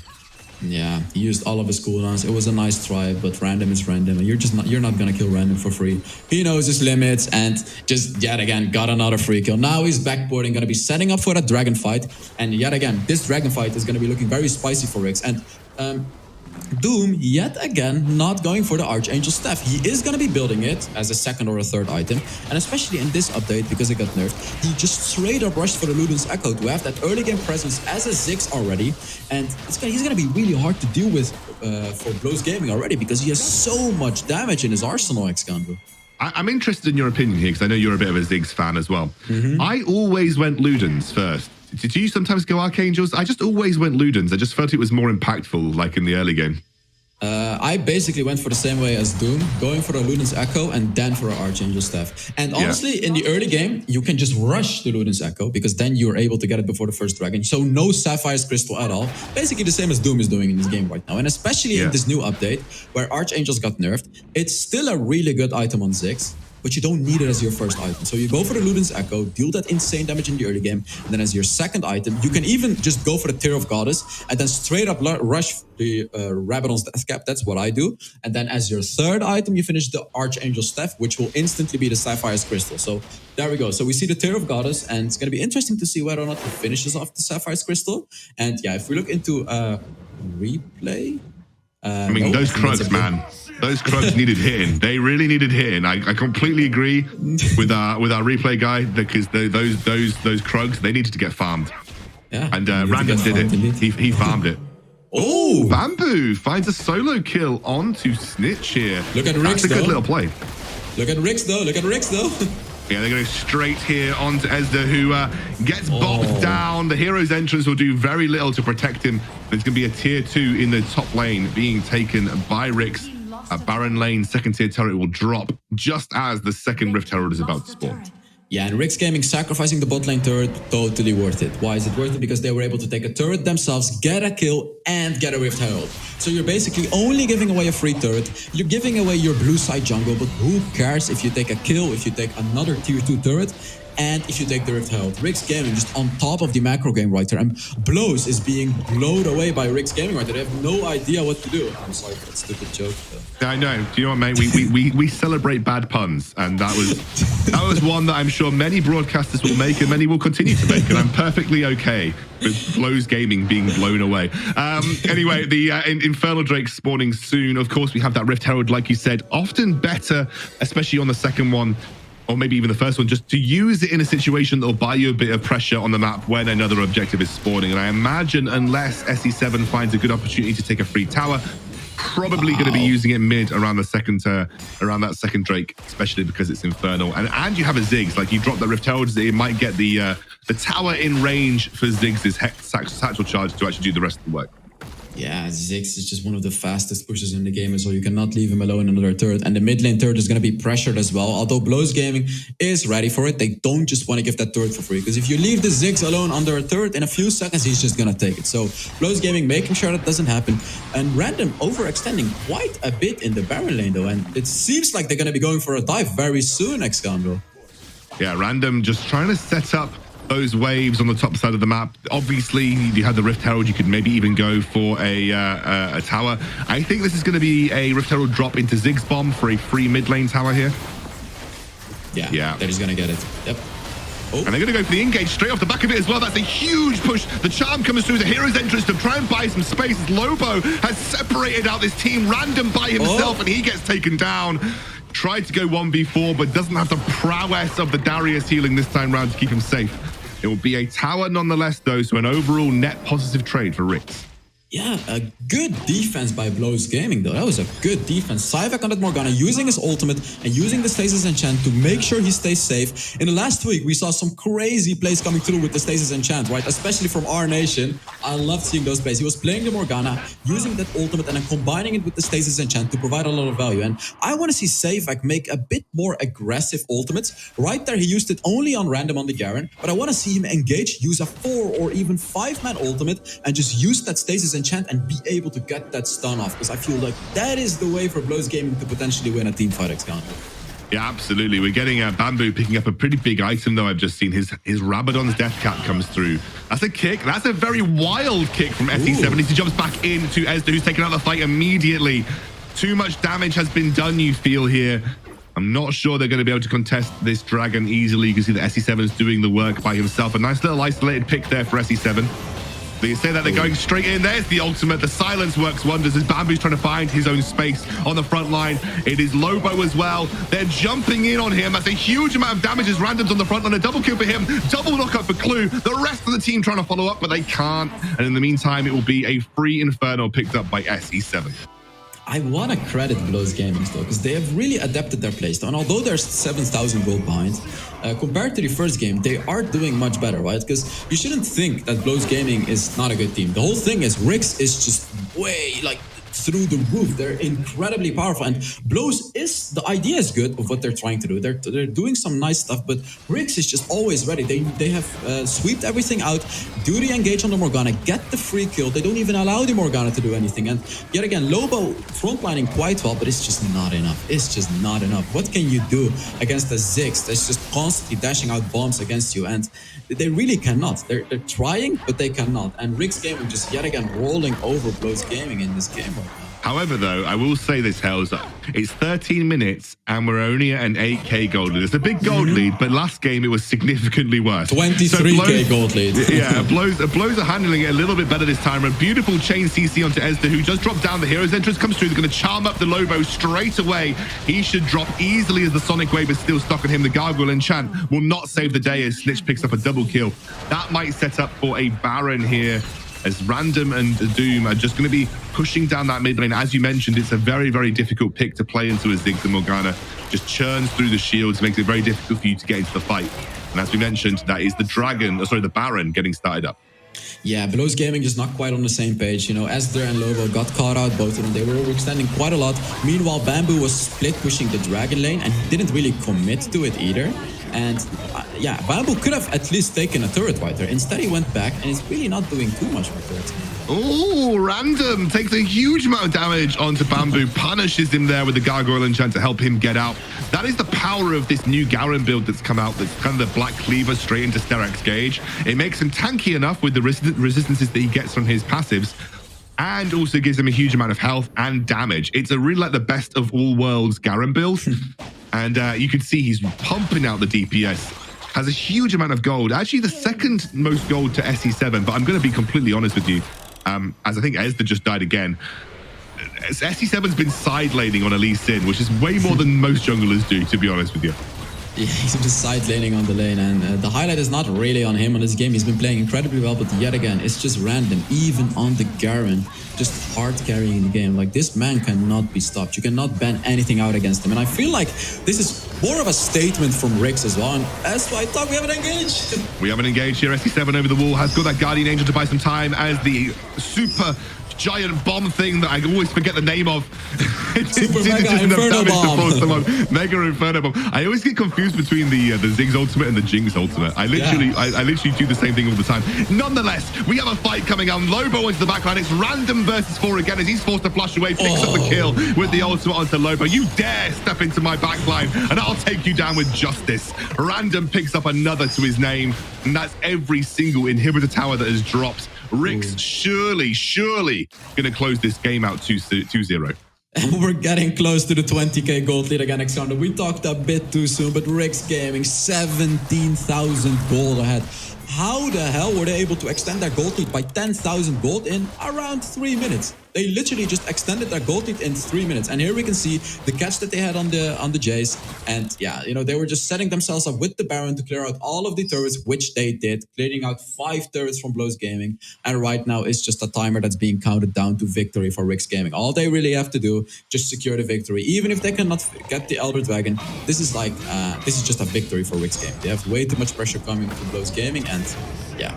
Yeah, it definitely feels that way. You can see they're desperately trying to lock onto Random, but Random is so tanky, has so much damage and armor shred with that Black Cleaver. You can see he does not care as the charm goes through. The kick doesn't land because Cybeck actually loses the Black Shield on himself, but it doesn't really matter because in the meantime, Javivu gets taken down to so low. Lobo sacrifices himself for the team once more as Bamboo tries to find a kill back. There's the stasis.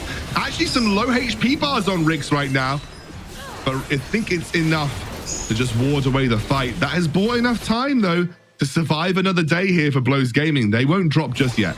Surviving the inevitable. You know, we can see that there was potential for Blows Gaming to win this game, and they did quite a decent job. I mean, of course, they were still losing the early game, but there was potential for them because they had that Gragas, and but now it's too late. It's too late. You know, WREC Gaming got to the late game power spikes. Garen is going to be unkillable, and if we, yeah, he's become unkillable. The Baron is spawning as well, so there's going to be a lot of pressure on the heads of Blows Gaming because obviously they have to clean out these waves constantly, and they have to deal with the Baron. So basically, they have to push out the waves and win a 4 versus 5 at the Baron, Alexander.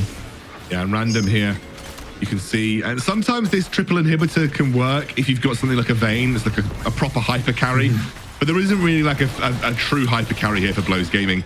And I think, as you mentioned, it's just a waiting game for them. They can't even step into the Baron. If they do, they're going to end up losing too much of their base to super minions. And I think the Baron is also a death sentence because Baron empowered super minions in every single lane. I don't see a good way for Blows Gaming to be able to clear that. It's just a matter of time for WREC. They're just finding their moment, but I assure you they're going to go for the winners. They actually lock up Bamboo. He's the main target. They want him dead, and he does drop eventually. In the meantime, Baron just spinning to winning. Random is unstoppable on top of the entire team. It's a double kill for him on the Garen, a double kill for Snitch, and it will be a 2-0 record here for WREC versus Blows. Yet again, another 2-0 victory. What a convincing victory by WREC Gaming right there, showing what they're made of. What an insanely unit of a team. What a beautiful team. And I'm just makes me even more excited for the next cases that are going to be coming up in the quarterfinals, right? Like WREC Gaming potentially playing up against Game Lords or Team Queso in the finals as well. Just what are these games going to look like, Excandrel? Oh man, I don't know, because you've got some teams that have just absolutely put their foot down in this round. And as you mentioned, when they start to match up against opposition that is of a similar level to them, then we're going to see the fireworks go. We really are going to see the fireworks go. Let's take a look back at the, I think we're looking at some of the main highlights from this game, and you can see, to be honest with you, it's all about WREC's super aggressive dives, like just their ability to play the map and just play around their turret takes as well here, Hells. Yeah, especially in this game, WREC really showed that they have the macro game as well, right? With SE7 doing those crazy little dives in the early game especially, you know, telling his teammates, hey guys, come, let's get a free kill for Random in the early game. And here you can see as well, you know, just constantly playing the macro game well and knowing what to do is just the way to play the game for WREC right there. And again, highlights on Random for this game, playing the Garen perfectly, tanking up all the damage, using up that stone play, turret diving, tanking for his team, and also dealing a lot of damage, which we're gonna see very shortly in the stats of the game. And yeah, you know, Doom constantly being safe on that Ziggs, providing a lot of value to his team, dealing a lot of damage per second. Just really perfect play from WREC right there, Excandrel. It didn't really ever feel like they were out of the game. Like it always felt like a WREC victory, you know, and that's I think that's what made it difficult for Blows. Not at one point in the game did we think that Blows are on the victory path. We always felt that they were hanging on, and they were then hanging on by a little bit, and then they were hanging on by a lot, and then the game was just gone. And I think that's the problem when you're playing up against a team like WREC, is they don't give you breathing space. Like sometimes you just need a bit of breathing space to find your way back into a game. WREC don't give that to you. They are constantly proactive, constantly looking for ways to accelerate their lead, and then obviously looking for ways to straight up finish the game. And that was just two beautiful displays from WREC on how to play Wild Rift at a super high level. Yeah, two beautiful displays indeed. And after this, we're going to have Navi up against Anthropic as well. And that's probably going to be just as beautiful of the play. So as we look into the stats right there, I'm honestly very interested to see, again, on those stats of Random. Did he really do more damage than Doom, you think, Excandrel? I think he's done a lot of damage. I think Random has done a lot of damage. We'll take a look in just a moment. You can see the builds coming through though. Again, a fairly conservative build overall from Random, but that 2-item spike of the Black Cleaver, yeah, he almost. I will say this to caveat. No matter how unimpressive Zig's stats will be, he always does the most damage on your team. Yeah, because it's just so easy for him to land poke, right? But yeah, very good damage for a Garen, but when you've got two ranged carries in your team, honestly. Yeah, and yet again, you know, if the game got to the late game, we know that Doom would have absolutely hard stomped them, right? Doom was basically building up his build, getting that Sapphire's Crystal, getting that Rabadon's Death Cap. He didn't quite have it at the end of the game yet. And yeah, he would have absolutely hard carried the game afterwards. And here yet again, we can see the graph just going up or down in this case, very steadily, no real bumps or anything, just a very solid and easy victory for WREC. So here's the question, Hells. Obviously, for the first game, the play of the game was very easy to predict. What do you think the play of the game was this time round? Oh man, we can have a look at it. By the way, we can definitely have a look at it. I'm making Hells think. What could be the standout play of the game this time round? I don't know. That's stupid to say as an analyst. I don't know. There were so many plays of the games. I actually don't know. So as we can see, it is the engage at the end with the beautiful Ziggs ultimate right there. And yeah, again, leaving Blows Gaming just desperate to really do anything, right? Lobo going in, trying to taunt people. They did get a kill from Bamboo, but again, it was just way too late, and WREC Gaming just basically making plays of the games throughout the entire game, in my opinion. Yeah, do you know what I actually liked about that play of the game?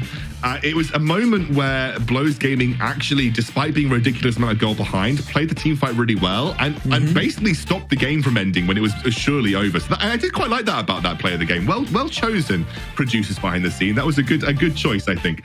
Let's take a look at the MVP then, the most valuable player. Who was our player of the series? I'm not gonna put a bet on with you here, Hells. I'm not gonna put a bet on with you because I know you know who it is. Yeah, we all know who it is. It's obviously random, and that's the new player of the game. And I love that they showed this play of him, just showing how hard he was asserting his dominance, even in a 1 versus 4. And although he did get help from his team, just look at that. I mean, come on. That is like the perfect play that you can make for a Darius. And Darius mains absolutely loved watching that here as well, you know, getting that early kill in the Morgana, just basically providing the most value in every single game, going 8-on-1 on the Garen in this game. Just what an incredible performance coming in from Random, especially as a new player coming into WREC, Excalibur. Yeah, obviously he was on Game Lord last year, so had a lot of experience in competitive. But that is a huge performance from him and showing that he means business. This is the tweet that we had during the series. Random supremacy. WREC players running away from him because he is just that scary, that good at the game. I think that's a very apt description of this series here, Hells, if I'm completely honest with you. Yeah, putting him on a Darius, everyone is just running away from him. And we saw it happen in the first game and in the second game as well. Just everyone is running away from him. They don't know what to do. How do you deal with a player of that caliber? You know, just run away. You cannot do anything. I love that we're getting tweets like this, you know, memeing a bit around. So yeah. We haven't got an interview lined up just yet, guys. Hopefully we're getting one after the short break that's coming your way. Of course, we have one more series left today, and that'll be Na'Vi versus EIQ. So make sure you stay around, guys. We'll be back after a very short break. We're jumping into our second series and hopefully talking to someone from WREC as well. We'll see you very soon.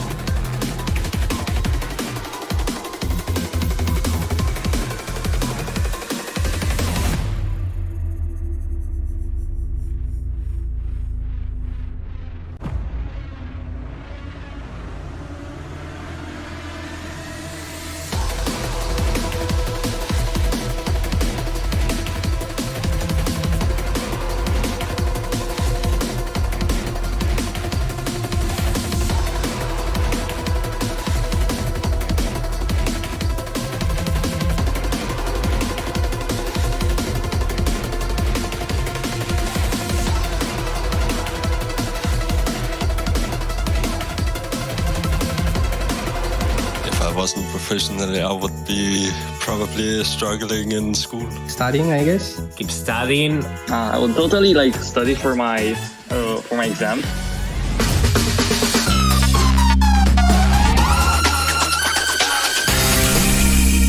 Well, I would be 24 hours for 7 studying, I guess. I would probably keep studying or maybe join the Army Force in Spain. I would be a professional programmer as I'm now. I would probably parkour around. I'm still learning high school, and this is my last year of high school. But due to Rift tournaments, I mean I'm studying while playing, and yeah. Probably streaming full time, hopefully. Oh god, I don't know. There was no plan B for the moment. I'd probably still be in school. I don't know what I would be studying. If I wasn't playing Wild Rift professionally, I would be probably homeless at this point. That's why it's a big opportunity for me, guys.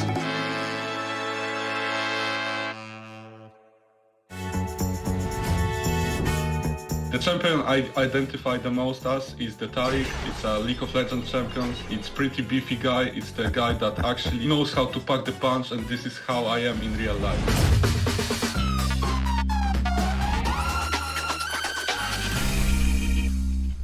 I would say Yasuo. It's like from males. From females, I would say Irelia. I identify with Corki the most because I have no abilities of my own and I rely on vehicles and technology to support me. Zed. I like to solo bolo.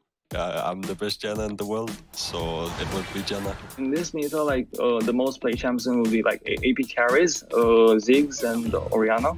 I was OTP Lee Sin for a lot of months. Yeah, it's a very good champion. I like it. Lucian. The reason I love Vayne so much, a lot of mobility, a lot of outplay potential, has stealth. It's kind of like an anime arc where you kind of start off slow and you become stronger and stronger. I think it's Fiora.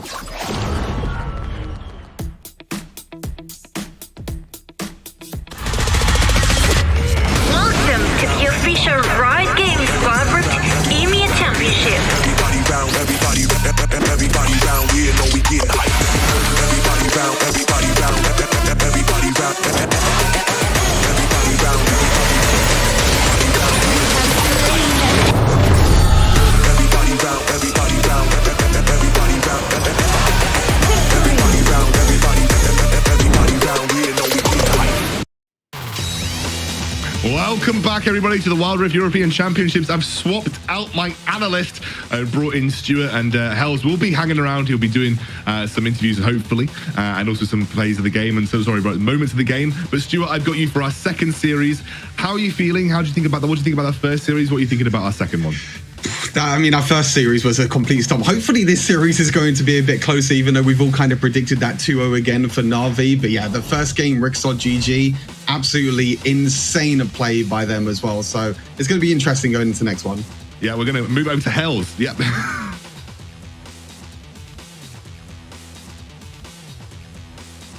Oh, sorry. I apologize. We will be going to Hells. We're going to go to Hells with key points of the game, guys. Apologies. We'll get him back on screen. I love hearing from Hells. I want to hear more. Hells, tell us about the key points from this game.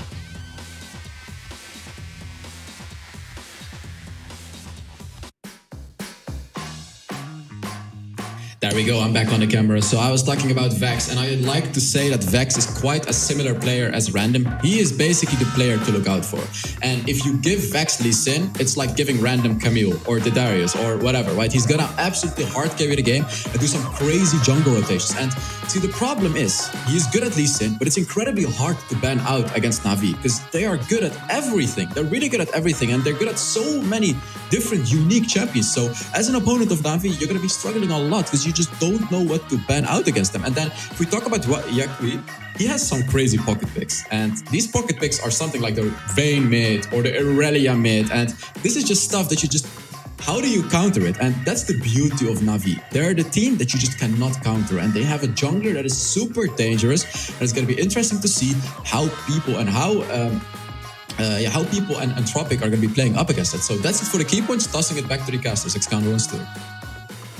Thank you. You know what, guys? Those were worth the wait. Those key points were absolutely worth the wait, because I agree with him. I think, Yakui has got some really strong champions. He's a very, very talented mid laner. Na'Vi, I think I'm a big Vex fan.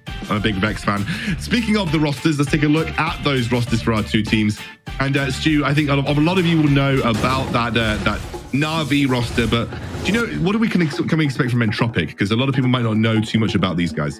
Yeah, not a lot of people know about Entropic, but their roster overall, they still got to the top 16. They've still got through from the lower brackets of the open qualifiers, and we've been seeing them really dominate the scene, especially over in the Czech Republic as well. This is an all Czech team for Entropic. But yeah, on the side of Na'Vi as well, we know these players: Fee, Vex, Yakui, Hydro, Show. We've seen them before. before. There are a few, new members for Na'Vi that maybe people might have not seen from last year.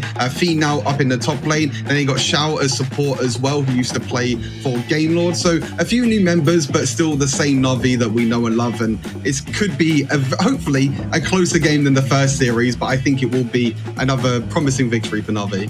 Yeah, I think Na'Vi are likely to be the victors in this series. They've got such incredible talent. There's got a lot of competitive experience in the Wild Rift esports scene as well. Do you know what, Stu? What would be really good right now is just take a breather and see where we are in that bracket again. Let's take a moment to just check where we are in the tournament standings of the Wild Rift European Championship, and you can see WREC's GG have found their way into that second round of the upper bracket, where they will face the winner of this series as well. But to take a look at those series that we've got next week and then sort of coming up, we've got Zero Zone versus Viv and Game Lord versus Team Queso, Stu. That is something that I'm really looking forward to. And of course, our lower bracket games as well, Aphelion versus the Supremacy and Weigas versus Principality. Teams are not out of it if they lose this first series. They have another chance in that lower bracket to make it through to the grand final eventually. Yeah, the lower bracket is looking really, really close right now. All these teams are so close together. And like you said, they still got one more chance. But I think, as you mentioned, the upper bracket as well, you got Game Lord against Team Queso. And we could potentially be seeing WREC versus Na'Vi as well. If Na'Vi win this next series, we could potentially be seeing them in the next round as well. So we could be seeing 4 teams or 4 of the top teams play against each other in that second round of the bracket, which means that 2 of them have to go down to the lower bracket. So it's going to be really interesting to see what team is going to come out on top. But first, Na'Vi needs to go through Entropic. They do. And, as you said, Entropic, a great team, Czech representatives, and I think a team that deserves to be here, because every team that has fought their way through to this stage of the tournament deserves to be here.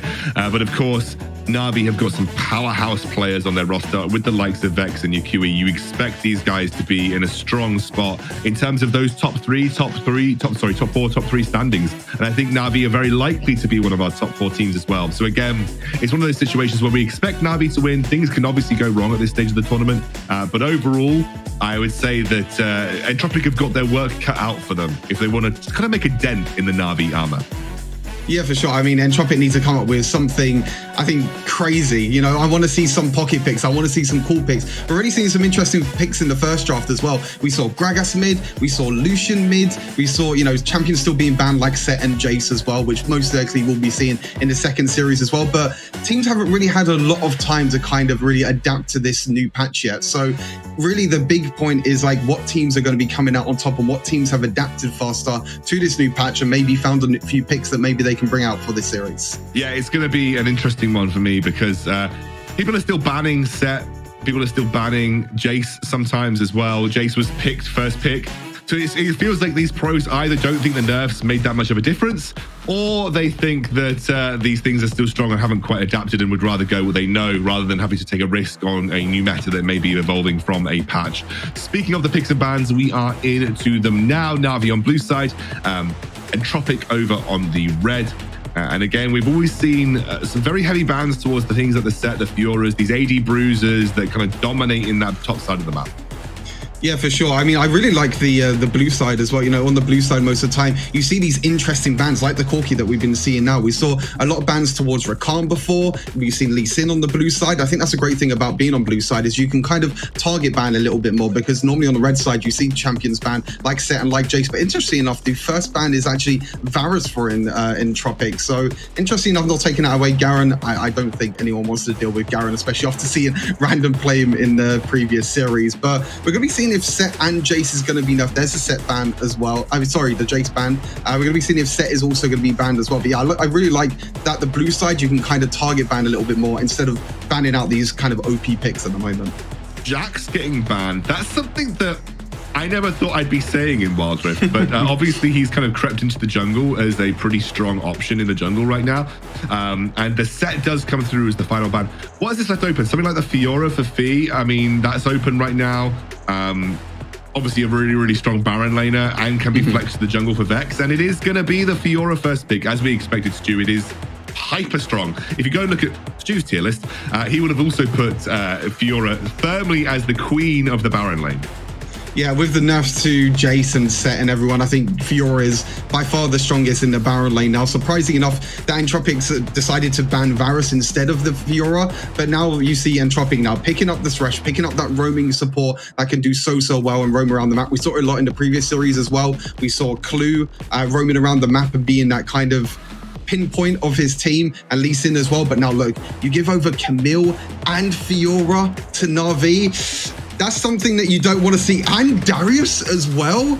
This is triple flex. I'm pretty sure all three of these champions could go mid, Baron lane, or jungle. Yeah, I mean, Darius jungle is kind of, I don't know, like a bit, you know, not 100%. It's possible. It's possible. This to me feels like, I don't know if you've been keeping up with like the sort of the Chinese meta and the Korean meta and things, but they are sometimes like running Darius in mid into certain matchups. It does keep your draft very flexible heading into this ban phase. And I actually like what Entropic are doing. They're saying, well, you're all AD right now, right? If we take away some of the better AP options in the bot lane, then you're going to struggle to have a real AP presence in the game. So I like what they're doing in terms of these second ban strategy. I expect maybe a Ziggs to get banned here with the Morgana taken away. Yeah, 100%. I mean, Entropic for that last pick of the first phase, they picked a Morgana that's taken away an AP champion. They ban away Orianna and Ziggs, and that kind of leaves really Brand, maybe Veigar as well, because Hydra has to play an AP champion in the duo lane now, you feel like, unless they got something else up their sleeves as well. They've already banned the Corki away themselves in the first banning phase. So we're going to be seeing Entropic first, seeing what they're going to be picking. Morgana could be mid. Brand. Yeah, they could do. Honestly, they could do like Morgana mid. Oh, there's a Diana as well, actually, interesting enough. So yeah, Diana in the mid lane, Morgana down in the duo lane for Entropic, but now it's down to Na'Vi. Oh, interesting enough. A Senna. Now, Gragas is already banned. Galio is the one that's open. Okay, there we go. As I say, that's the one that gets picked. But I think the problem that Na'Vi has at the moment is that Galio doesn't really build a lot of AP damage in the duo lane. You normally go like tank Galio in the duo lane, and that leaves a lot of AD damage over to the side of Na'Vi here. Well, it's fasting Senna, right? So of course, yeah. So you should be able to pick up. I think you might actually be able to go AP Galio because you're going to get the gold income, right? So you're going to get the gold income to support you going AP Galio. So I think that could be where we see. But Galio is your only AP threat. That's a little risky. Yeah. However, what I would say is that there's always a lot of talk about being damage profiles, right, Stu? We talk about damage profiles and team comps. There isn't really anyone on Entropic that's going to just spam armor and be unkillable. None of these champions are going to like... Obviously, Ninja Tabai is getting insane value here. Or sorry, plated steel caps are getting insane value here. But no one's just going to build full armor and just laugh. You know, it's not like you've got a Garen or a Malphite or a Gragas who's just going to build full armor and laugh at you. These are still squishy targets. And even if you're full AD, you probably can still take them down relatively quickly. Yeah, I totally agree with you. They picked Irelia as a last option. I'll probably go into the Baron lane. Maybe it might have been better to see the likes of maybe a Malphite, but we don't really see Malphite that often at the moment in competitive play. But yeah, as you said, it is going to be fasting Senna down in the duo lane. If you don't know how fasting Senna works, it's basically Senna doesn't really get any farm at all. She's still played as like a duo lane carry, but it's basically going to be the Galio that will be taking the farm. That means Senna gets to collect as many souls as possible, and she can scale into the mid and the late game as well, and just pretty much attack from infinite range. But definitely an interesting two teams as well as we get into hopefully game one very shortly. I actually quite liked Entropic's comp until they put the Irelia in there. I thought actually you've got Morgana with Stasis, who's going to be a real nuisance for your very heavy melee threats. You've got Diana, who's a good anti-melee champ in her own right as well. And then I was thinking just like, get another big kind of like AoE CC block person in there, or like you said, the Malphite or something like that. And then they just lock in Irelia. I'm like, well, she's going to get eaten alive by Fiora. She's going to get eaten alive by Darius. That's not the best. Wouldn't have been my first choice of picks here, Stu, as we are on to the Rift, and it's Yakui playing Camille mid, because of course Yakui's playing Camille mid. Yeah, Yakui playing Camille mid, which means that Fiora is going to go into the jungle and Darius is up in the Baron lane. So kind of what we expected, to be fair. I think that's kind of the standard of what we expected. And we see Hydro and Showdown in the duo lane, as we kind of expect as well, playing that fasting Senna. You'll see Senna as she's doing here. She's just going to try and get as many stacks as possible, and she's going to leave the farm over to Galio. So Galio's gone for Aftershock, which most of the time means that maybe he might go for a more tankier build, but as you mentioned already, there's not really anyone or any real tanks on the side of Entropic that can really do that much. But wow, Fee already going really low in this back lane. Stu, look, I'm gonna come at you from a Galio connoisseur. I always take Aftershock and Galio, regardless of what build I'm playing, because it's just too good with him. It's just too good with him. As you mentioned, though, Fee is going, kind of taking a rough trade, already forced to use his honey fruit at this stage in the game. It was a very aggressive play by Sekuta to kind of get up there and put some pressure onto Fee, who's on the Darius.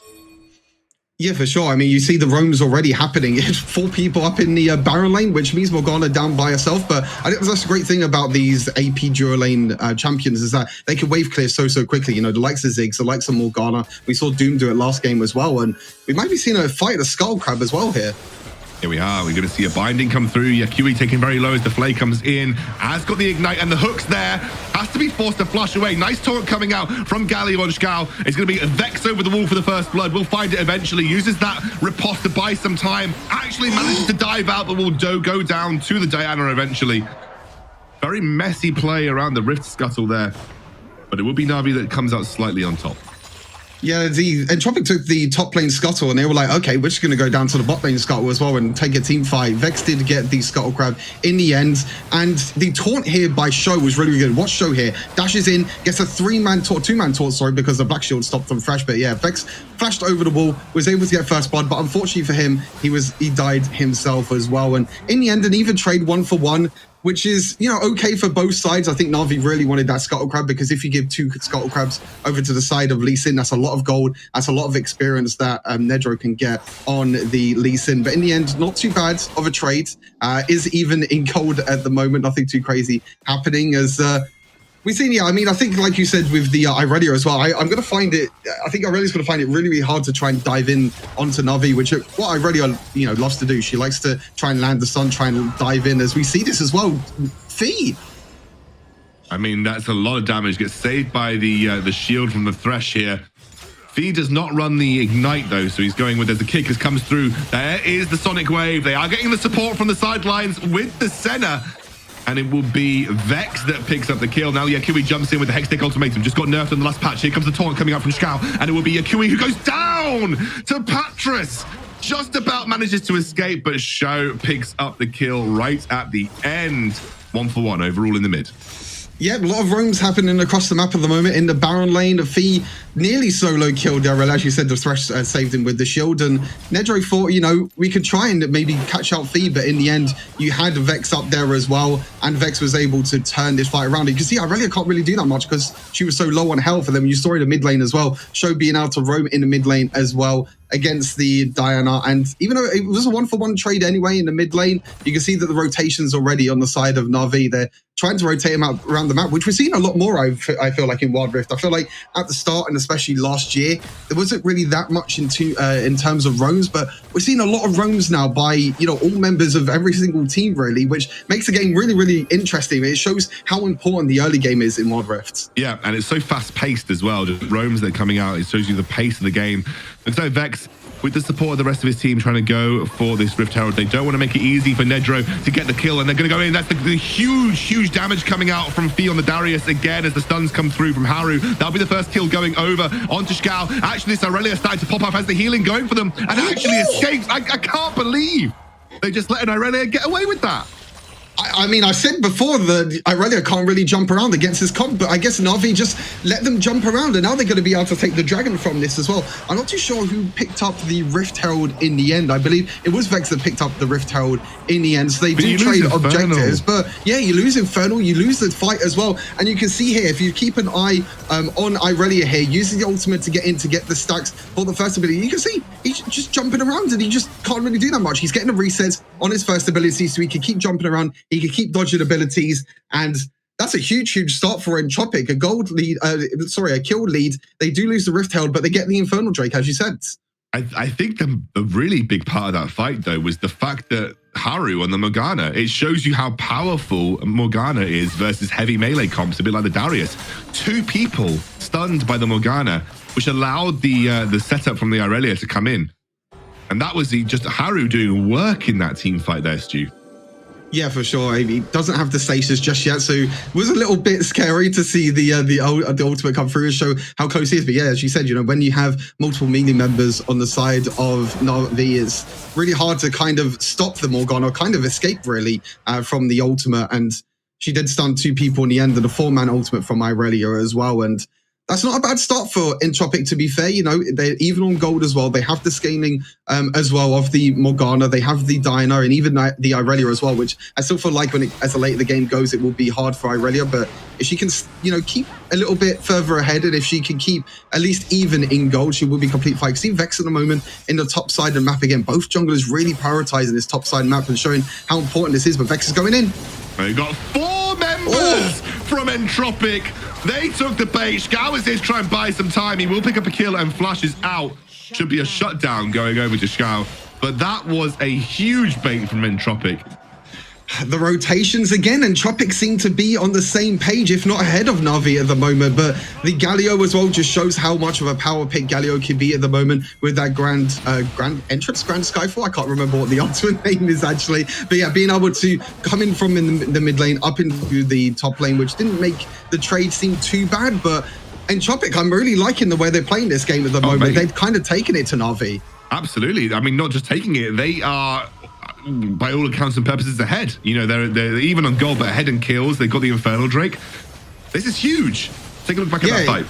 Yeah, 100%. You can see the lantern was being used as well. Everything was just being dumped on this Baron lane. And in the end, Show was able to take one back, but 2 members dying over to the side of Na'Vi. You see that Vex still has the Rift Herald. He will use it now in the Jura lane. You can see that members of Entropic again. Look at the rotations again. Lee Sin's coming down. Thresh is starting to come down as well. Diana's coming down. You see Morgana move into the mid lane as well. These AP mages that normally play in the Jura lane, they most of the time rotate into the mid lane to just try and get that mid lane priority, so then they can rotate around the map as well, which I feel like Entropic has a bit of a lead when it comes to mid lane priority, because you don't have a lot of wave clear on the side of Na'Vi. You have these, you know, this top side with the AD bruises and everything, but you only really have like Show and Hydro as this wave clear sort of tool, but that's nothing compared to a Morgana. No.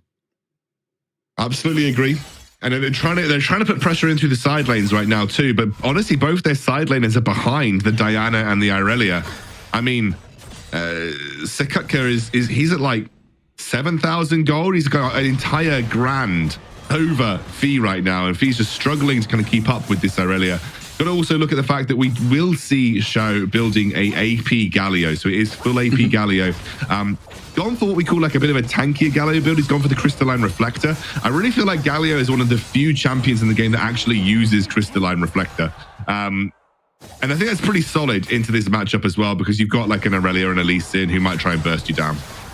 Yeah, I think another champion as well is actually the Diana as well, which actually works quite well. You see the Diana herself, because she likes to dive in. When you play these AP champions that like to dive in, like to kind of get in and amongst the enemies, in amongst the Na'Vi, you know, they gonna want to build Crystalline Reflector to kind of negate most of the AD damage. And with Camille, Senna, you know, Fiora, Darius, it's kind of a no-brainer for Diana as well. Both teams at the moment kind of posturing around the Dragon for now. Nothing too crazy going to be happening just yet, but it looks like Entropic have complete control of this river right now. Absolutely, but they are losing bot lane prior. You can see that Yakui went down towards that bot lane. Wave is going to shove it in, which is going to make that setup a little harder for Entropic to keep. And it is now the mid lane that's being kind of pushed back here by Na'Vi. Obviously, there is a very easy tower take on the top side of the map, which could see a Rift Herald drop. But obviously, if they went to commit to top side, it would be an easy Drake take for Entropic. So no one really pushing the button to go for the top side play yet. Yeah, I think Cloud Dragon, most players or most pro players feel like Cloud Dragon is one of the strongest with Infernal as well. But enough of that, down the bot lane. Yeah, Yakui just unfortunately doesn't quite make that work with the hook shot. He will go down eventually. You can see now Shao, unfortunately, with a great taunt, needs someone to follow up here. You can see that Fee was waiting for a potential move with that Decimate, maybe a flash to work with, but didn't commit to the play. It will just be that top lane tower that gets taken down. Vex, I think Vex has to try and go for another tower take here to really make this Rift Herald get some value. Yeah, 100%. I mean, the 2 dragons now going over to side Entropic, especially being the Infernal and the Cloud Dragon as well. But that bot lane fight, again, Entropic are the first people there. Entropic players are just rotating so much quicker than Na'Vi and catching Na'Vi off guard, which Na'Vi are probably thinking at the moment, it's like, wow, we weren't expecting this. And I think a lot of, we definitely weren't expecting it either, to be fair, coming into this. We thought that, Na'Vi, one of the strongest teams in the entire tournament, but Entropic is saying to us, like, look, we're a team that could bring it to Na'Vi as well. We can come up with these rotations. We could pick off players from Na'Vi. 8 kills to 4 at the moment. And again, more rotations in the top lane. Yeah, and QE targeted once more. This is just beautiful stuff from Entropic. Now, it's up to Na'Vi to try and respond to this. And it is that mid lane that's going to get focused down. You can see there isn't anyone there to defend it. And I think Na'Vi will be relatively happy with trading mid lane tower for a life. Yeah, mid lane for top lane tower. They do lose a member, and they might not even try and engage here. Yeah, might do as well. The exhaust comes out. Haru looking for the engage. Nedro can't quite find the Sonic Wave. Oh, the flash hook! It's enough, but his fight doesn't start out the way they want it to. As an immediate riposte from Vex stops him getting locked down. You can see now, there's the ultimate from Morgana. That gets taken away. This is a good start for Na'Vi if they want to look for a fight, but they are going to back off at the end. Still a net win for Na'Vi as they just keep themselves ahead in gold ever so slightly. Yeah, this is a really, really close game right now. You can see even with that mid lane fight as well, great flash hook for the side of Pogo on the Fresh, but couldn't really follow that up because of the riposte of Fiora. And then you had Irelia's ulti missing, the Sonic Wave missed as well. So both these teams are feeling the pressure now. As you said, it's only like a 2,000 plus goal lead now for Na'Vi, but you have the scaling of Entropic with these dragons as well. The extra movement speed from Cloud Dragon, the extra damage from the Infernal Drake as well. Irelia is looking really, really strong now. 3 items already for this Irelia, Blade of Rune King, Trinity Force, and the Death Stance as well. And look at the rotations again. Oh my God, they're just on top of Vex. He goes down, and now you can see Yakui struggling as Xiao comes into the fight. Can't quite find the kill onto Sakuka, who's buying time, finds the stun, and Xiao will go down eventually here too. It is a huge win for Entropic. What on earth is going on for Na'Vi here? And Hydro can't even pick up the kill. Can't even find the kill with the ultimate. Darius has to be careful versus Patras. Can't actually find the engage. And my goodness, Entropic, they are looking like the team that is likely to come out on the top here. Yeah, 100%. I mean, I feel like just Na'Vi are just not really on the same page, and they're just a step behind of Entropic, because every time we see a fight happen in these side lanes, it's always Entropic that are there first, and now they're just going to go to the mid lane, and Hydro is by himself. Hydro is by himself. He's trying to buy some time. The stun will not land. They managed to get the immunity coming through. The hook lands there as well, but have they overstepped as the rest of Na'Vi is coming in? It is a fight under the tower. This is something that Na'Vi might want with the stasis with the ultimate from Morgana. Look how much damage it's going to get done. Fee though! Fee with the double kill. Somehow Darius finds his way back in with a single fight, an overstep from Entropic. And that has bought a load of gold that they sorely needed. They really wanted to get their mid lane tower. They're still trying to get the mid lane tower as well. Low health members on the side of Na'Vi, and yeah, they have to give it up. But now they're trying to fight. I'm not too sure if this is a fight you really want to take. Yeah, I've got a lot of damage coming out from Sakutka though.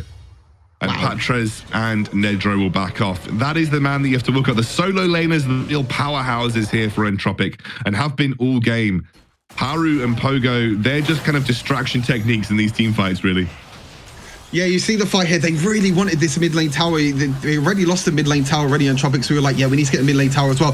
Great hook as well, and I think you mentioned during the team fight as well, the ultimate here from Haru. As you can see, Morgana ultimate into stasis, but Fee getting the recess with his ultimate. He gets double dunks and was trying to get more as well. But as you said, it's just an overstep from Entropic. They really wanted their mid lane tower. They did get it eventually afterwards, but look at the gold lead now. It's basically nothing. Like 200 gold in Wild Rift, it is nothing. It's honestly nothing. But the most important thing, Stu, is in favor of Entropic. Yeah. They turned around a gold lead for Na'Vi, and they now have it in favor of them. Now there's the hook coming through from Pogo, but he won't find anything. They've snuck a dragon here. Yakui will bounce over the wall. Pogo flashes in. There's the flay, looking for the engage. The kick coming through. That will be the Hextech ultimatum. The hero's entrance to buy some space, and that's an immediate kill for Fee. Now they're looking for more as the Morgana ultimate comes through. They're right in the middle of the fight. Yakui's trying, as is Fee. They're trying to find something as the rest of Entropic are bouncing forward. Patras forced to flash away. Vex going in, finds the stun, finds the double kill, looking for the final one onto Pogo as he gets the slows down. Vex have absolutely absolutely pulled something out of nothing here and suddenly turned the game on its head. I felt like it's another overstep from Entropic again. They tried to get the play. They saw a few members off guard and kind of away from the rest of his team, but they didn't have vision. They didn't have vision on that side of the Na'Vi's jungle. And in the end, it was Na'Vi. You can see here, Fee and Hydro in the back able to just delete pretty much delete Lee Sin off the face of the map, and then it's a 5 versus 4 situation. And when you get into this situation as Na'Vi, you know eventually you'll be able to win the fight. And you see like Patras was trying to jump in, so many members were trying to jump in, but Vex here, look at that parry, being able to parry the Dark Binding of Morgana, getting that root, getting the double kill, and eventually killing off Pogo as well. But that was all about the vision control really from Entropic. They thought they had the pick, they thought they had, they caught Na'Vi off guard, and eventually it was the Lee Sin that went down and pretty much got deleted because Fee and Hydro were standing to one side. Did Yakui Hextech ultimatum the Lee Sin kick? I feel like he did, because the Lee Sin kick went on cooldown, but I don't actually know who he kicked. It didn't look like he kicked anyone, but Fee targeted, will get the Sonic Wave on top of him. He's going to get dropped down very low, may have to just give up his life here as Entropic bounce into action in the mid lane. They are not down and out just yet. This game is definitely one of the closest games I think we've seen of the whole of the WREC so far over the past 2 weekends. And you can see the Entropic, as you said, they're not down and out yet. They have lost the Baron, but they do pick off Fee, which means that Na'Vi can't really do that much now. They were trying to go for this 1-3-1 situation with Vex in the Dura lane, Yekui in the Baron lane as well, but they can't really do this anymore. In a 4 versus 5 situation, they have to be really, really careful, because if they do lose another member as well, it will be really difficult. But you can see they're still playing really, really aggressive in this mid lane, but they have to be careful. Here comes Irelia, not going to be able to engage just yet, but Na'Vi is still playing with fire. Even in a 4 versus 5 situation, they're still trying to get an advantage and get something at least from this Baron. I think the real thing you need to watch out for is Sekutka, because he's the guy that's got all the gold. He's the guy that's completely fed. He's at 15k. The only person that matches that is Vex, who, by the way, is at 16k as a jungler. I'm going to be honest with you. Vex is at that ridiculous stage of Fiora where it's just impossible. That's a great parry straight onto the back line. They're going to have to hear his entrance as well. They desperately held on to that tier 2, but Vex made them pay. It's the double kill for Vex and the Fiora as the pull comes through, won't quite land, won't go further than that, and that should be an inhibitor tower now. Vex and the rest of Na'Vi suddenly woke up. It took them about 15 minutes to wake up in this game, but they are now firmly in the driving seat. Vex proving that he is definitely one of the best junglers in this tournament. You could put him on someone like a Fiora, which you don't normally traditionally see in the jungle if you're coming from PC League as well. But that's a great thing about Wild Rift. You can play these kind of pocket picks in the jungle as well. And this parry here, look, you're able to parry the Moonfall from Dino. Then he could just flash in. He could proc all his vitals as well with the ultimate, and he could just completely decimate Entropic. They weren't able to find any more kills. They weren't able to finish off the game with that push or with that team fight. But in the end, they were able to get that bot lane inhibitor tower. And with the Elder Dragon now spawning, I think all eyes definitely have to be on Vex now. Where is he going to be? Is he going to try and focus on this dragon? Is he going to try and get onto the back line as well? Because, 18,000 gold now. He's full build now. He's the only member on anyone's team. And now it's going to be all eyes on the dragon. They don't want a 50-50 the Elder, right? There's too many. I think Entropic have picked up too many dragons to 50-50 this. But you can see that they're actually being very careful as the engage comes through to the backline. That's immediately onto the stasis. There comes the ultimate from the center, but Vex is on the backline as well. So much damage coming out. I think at this point it is impossible for Entropic to keep themselves in the game. The Darius finally making work of that front line, and Vex just pumping out too much damage. A double kill for Hydro, who's been basically invisible as the support all game, and now Na'Vi should be able to push down for this Nexus. It was a hard fight. It was a struggle, but Na'Vi pick up the first game in this series. That was one hell of a first game. If the series just carries on like that, give me more. Give me best of 5, best of 7s between these two teams. I would love to see it be. And Na'Vi in the end, just coming out on top, and all highlights were on Vex in the end. Multiple parries during the team fights. The one around the red side, around the Na'Vi's jungle point as well. And even in this early game as well, being able to rotate around the map. And in the end, Vex on this Fiora. Do not give this man Fiora. It's unbelievable what you can do, and it just shows how powerful Fiora is in the current meta. Yeah, I just want to give credit though to Entropic. They played so much better than I think people expected them to do. Sekukia on this Irelia was an absolute beast. I didn't really think the Irelia pick was strong, but you can clearly see that in the hands of the right player, Irelia can be very, very good. And I'll be honest, Entropic, their rotations, they played around the Thresh so heavily. I think that worked so well for them. They lacked that killer instinct. They lacked the Rix factor, I like to call it. Like the ability to just, when you get a small advantage, you just absolutely bleed your opponent dry. And I feel like they just were lacking that. And by the time they tried to make those plays, I feel like, Stu, they'd given up too much at that point. And I think people like Vex were too far in their item builds and too far into the game. Yeah, you can see in these late game fights as well. You can see what we mentioned really during the draft that Irelia does struggle, even though the Irelia was ahead. She just really struggles to be able to get onto the back line. And you can see Hydra. We didn't really talk too much about him during the game, but he was just always in the back line, providing the heals, providing the shields as well. And yeah, as you mentioned, Vex just dominating the back line of Entropic. And in the end, as you said, Entropic really good showing from them. I'm really happy to see that Entropic were able to pretty much take it to Na'Vi. You saw the early game rotations, and I would say in the early game, Entropic had a bit of an advantage over Na'Vi with the rotations that they were doing as well. I genuinely at one point think Entropic were favored to win that game. I thought this is they're snowballing, they're playing the team fights really well, they're catching Na'Vi off guard.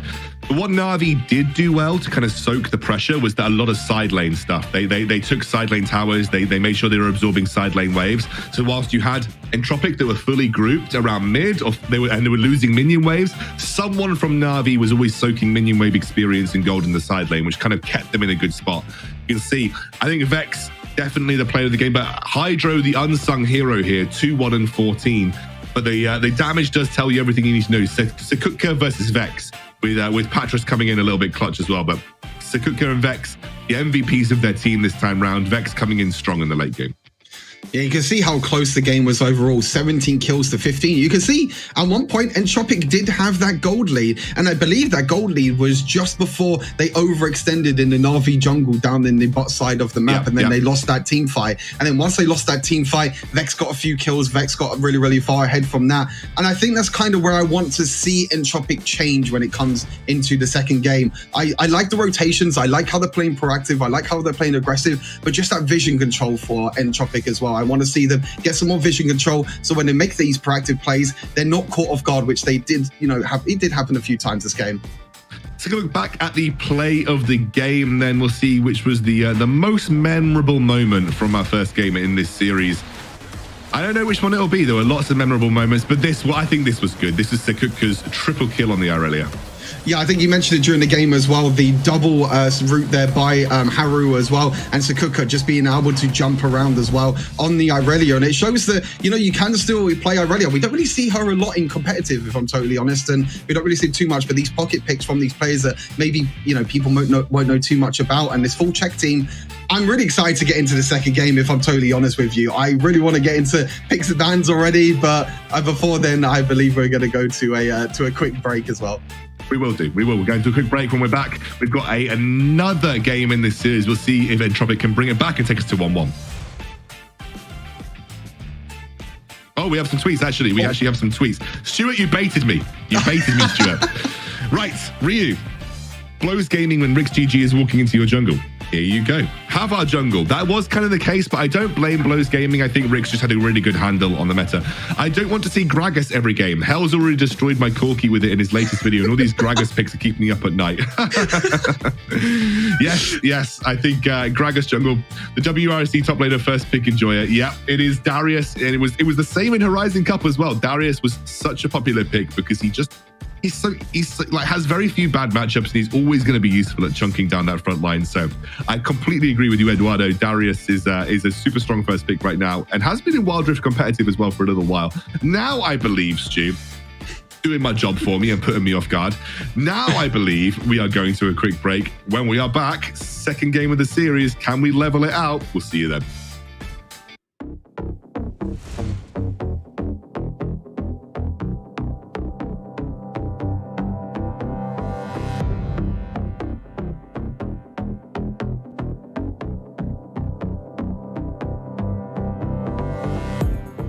I breathe fire, your eyes so bright, the dark will guide us through the night. Bye, bye, my love, I'll shine for you.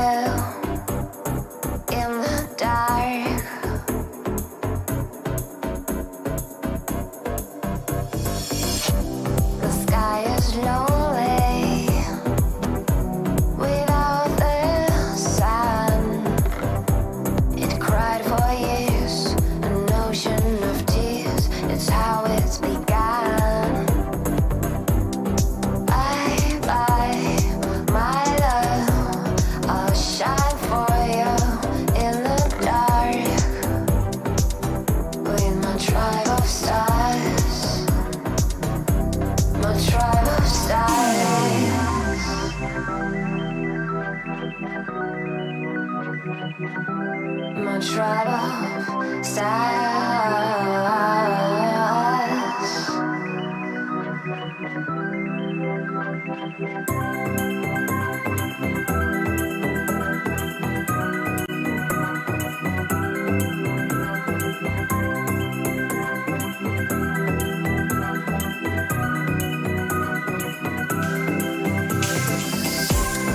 My breeze fire.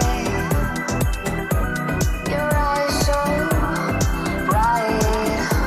The dark will guide us through the night. Bye bye, my love. I'll shine for you in the dark with my tribe of stars.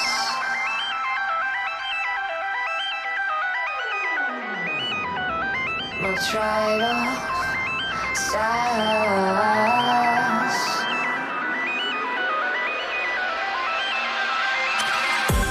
My tribe of stars.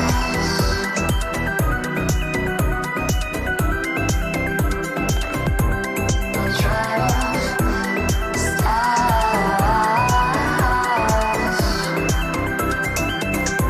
My tribe of stars.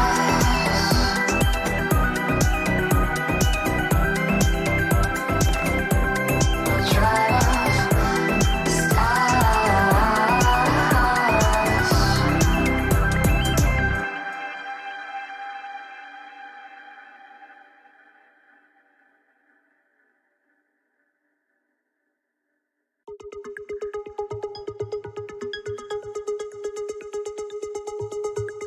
You ready?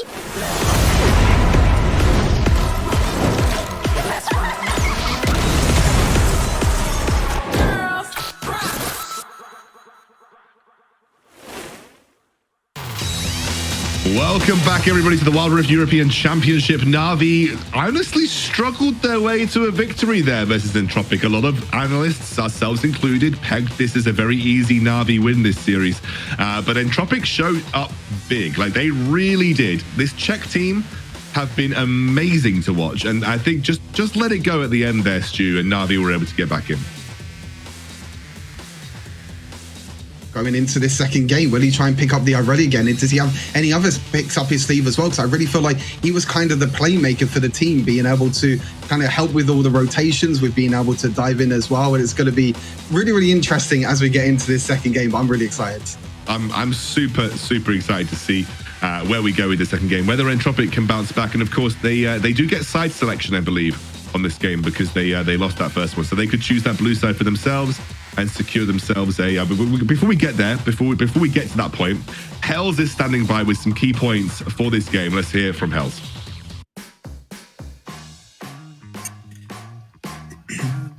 Wow, what a game. And the key point that I want to start off with, even though Na'Vi won, Entropic's rotations. Such amazing rotations. We saw what they did in the early game. They were able to secure 2 Dragas and just constantly roam around and get some amazing kills. And talking about amazing rotations, both supports provided a lot of value to the teams, especially rotation-wise, but also team fight-wise. Chao coming in with those ultimates. He was struggling a little bit in the early game, but in the late game, providing so much value with those ultimates. Pogo going in with the Thresh as well, with his amazing engages. And we're gonna talk about it, Vex. He was a key point in the beginning and he's a key point at the end. He didn't get the Lee Sin, but he got the Fiora, who was more of a late game champion, and he proved that he can do just the same thing as Lee Sin can do in the early game as Fiora can do in the late game. So it's going to be interesting to see what both teams are going to be playing around against and how Entropic is going to be rotating around and what they're going to do against Vex. So enough about this. Let's now get back to it, to Excandro and Stuart. Thanks, Hells. I'm pretty much in accordance with those points. I think Entropic, they played really well. Sekutka, obviously, I think, bit of the star of the show there, but Nedro was impressive. Patros had his moments, and even Haru and Pogo. Haru's influence in that first major team fight around the Rift Herald, I think, set Sekutka up for success. So, really good team, really good team here, Stuart, and I'm excited to see where Picks and Bans goes. Yeah, for sure. I mean, as we get into picks and bans for game number 2, I think the main priority that we have to look at is Fiora and also the side selection as well. Will Entropic stay on the red side? Will they go over to the blue side as well? It looks like Entropic is going over to the blue side, so they will have that first pick priority. But now, for Entropic, do you want to ban away the Fiora? Do you not want to play it yourself? Or maybe you want to pick up yourself as first pick? I think that's the main point going into this second picks and ban phase. Absolutely. The Fiora definitely will be a key point. You can see how strong she is both in Baron lane and jungle. And I mean, Na'Vi went for a ridiculously flexible draft on that first rotation. And I feel like maybe boxed themselves in a little too hard in terms of what they picked up, because going for Fiora, Darius, and Camille, even though there is some flexibility in the roles they can go, you know exactly what they're going to do in a game, and therefore you know how to like potentially pick and itemize against them. I think it reveals a little bit too much about your comp, picking up those champions so early, but nonetheless, they did pick up the victory. Entropic banning away the Garen. We're going to ban away the Set as well. The Lee Sin gets taken away by Nedra himself. Obviously, look, Vex is Lee Sin. You don't want to give Vex the Lee Sin. So that makes sense. Yeah, I think it just shows that they don't want to first pick priority that Lee Sin. And there's a Fiora ban by Na'Vi. Now, Jace is still open. Jace is going to be the one that I think is going to be a bit of a priority. But, you know, Entropic in the first game on red side, they banned away the Set, they banned away the Jace, and they prioritized Varus as well, which they're going to be banning away on the blue side now as well. So what's the first pick? Thinking of the first pick priority here for Entropic, you know, Galio, it could be Jace as well if it doesn't get banned away. Could be even Gragas as well, maybe as a first pick priority. We'll have to wait and find out. Jace is now open, Corki being banned away. So do Entropic want this Jace? Do they want this power pick, or do they have something maybe else up their sleeve? Well, Thresh is still open. That was really important for them on the previous game. As you mentioned, Jace, even though he got nerfed, a lot of pros still valuing him, and it's going to be the same. I'm still interested as whether this is like habit or whether this, you know, Jace still just is that powerful. You know, that's what's interesting to me.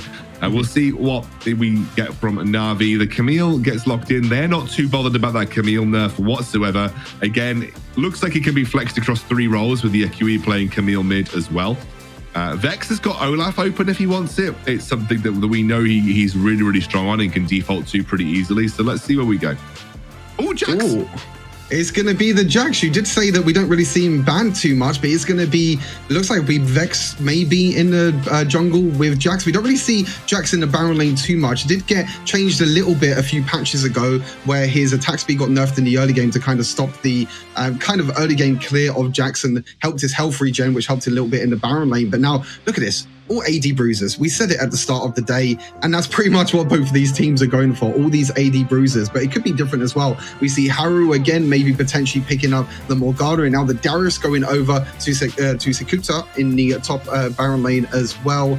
And this draft gets really, really interesting now. There's got quite a bit of flexibility on both sides, and instead of Sekuta picking up Irelia, it could be Yeku's Irelia mid. Now, Yekui did play Irelia mid before in the community tournament, the Purge tournament in January. So this is this is definitely a big possibility. In my opinion, it probably will be Camille top, Jax jungle, Irelia mid. But again, they're going for them triple AD bruisers again that allows them to get that flexibility. But look at Entropic now, banning away the Senna. They know that it could be a possibility again to go for Senna. And last time, Entropic had a really hard time trying to get on Senna in the back line.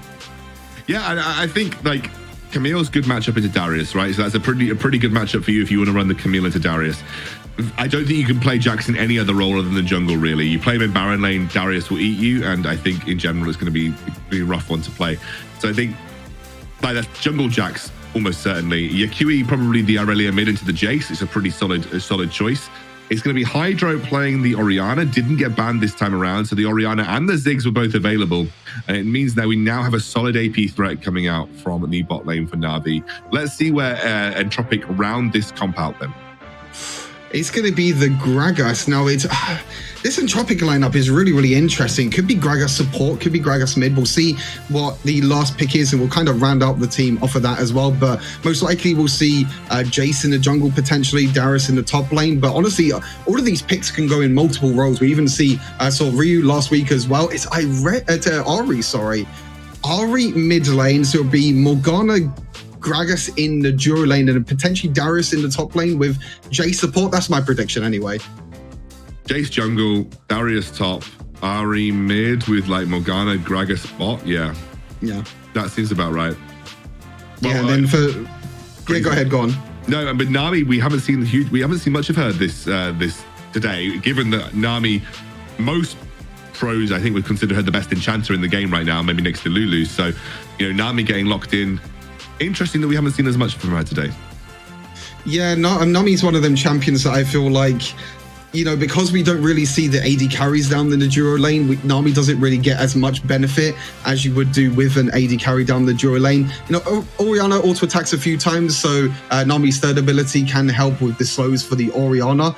But interesting enough, Entropic banning out the Senna and the Galio in the second rotation, not banning out the AP champions like they did last time as well. So Hydra pretty much gets Orianna for free. But I'm really interested with this Entropic draft. It's not really a draft that we see too much of, and down in this duo lane, Morgana Gragas against Orianna and Nami, a bit of an interesting one. I feel like Morgana definitely does have the pushing power, but they have the sustain with the Nami in the duo lane for Na'Vi. But going into the second game, we're going to be all eyes on Entropic with them rotations. We're going to be seeing if they'll be able to get that early game lead that they did in the previous game. I mean, Gragas can do the roaming, can still have those sort of impacts with the gank. So we will see, Stuart. Will Entropic be able to pick themselves back up and get back into this series versus Na'Vi, or will we have another 2-0 on our hands? That is what we're going to see as we head into game here. Game 2 of this series. Na'Vi looking to match themselves up against WREC in the second round of the upper bracket. If they do win this, WREC looks absolutely clean as you like from start to finish in their game. Na'Vi having a bit more of I'd say much more of a challenge on their hands. Even if Entropic lose here, to be honest with you, Stuart, they're definitely looking like one of the best teams in the loser bracket. Yeah, I 100% agree with you. I think Entropic have definitely surprised a lot of people, definitely surprised us as well, because we thought, Na'Vi, one of the top teams, we don't really see too much of Entropic. So we're like, okay, Na'Vi is going to be up there as one of the best, and they're going to take down Entropic. But I think that's a great thing about open qualifiers, and the great thing about this tournament is that teams like Entropic can come from pretty much out of nowhere and just surprise a lot of people. Oh, absolutely. And that's what I completely agree with you. That's what I like so much about the open qualifier system. It's great to see these kind of plays. As Sekutka punishing Fee a little bit there. You can see Yakui trying to find some edge on Patres, which she does. Patres not able to find the charm. And you can already see both rosters going a bit back and forth in this laning phase right now. I would say that Sekutka has had Fee's number in most of these trades in both games, realistically. Yeah, 100%. Sekutka has definitely been, like I said before the game, definitely one of the shining factors, really. And Fee, we haven't really spoken too much about him, a new Baron laner for Na'Vi. He's been fairly consistent in other tournaments as well.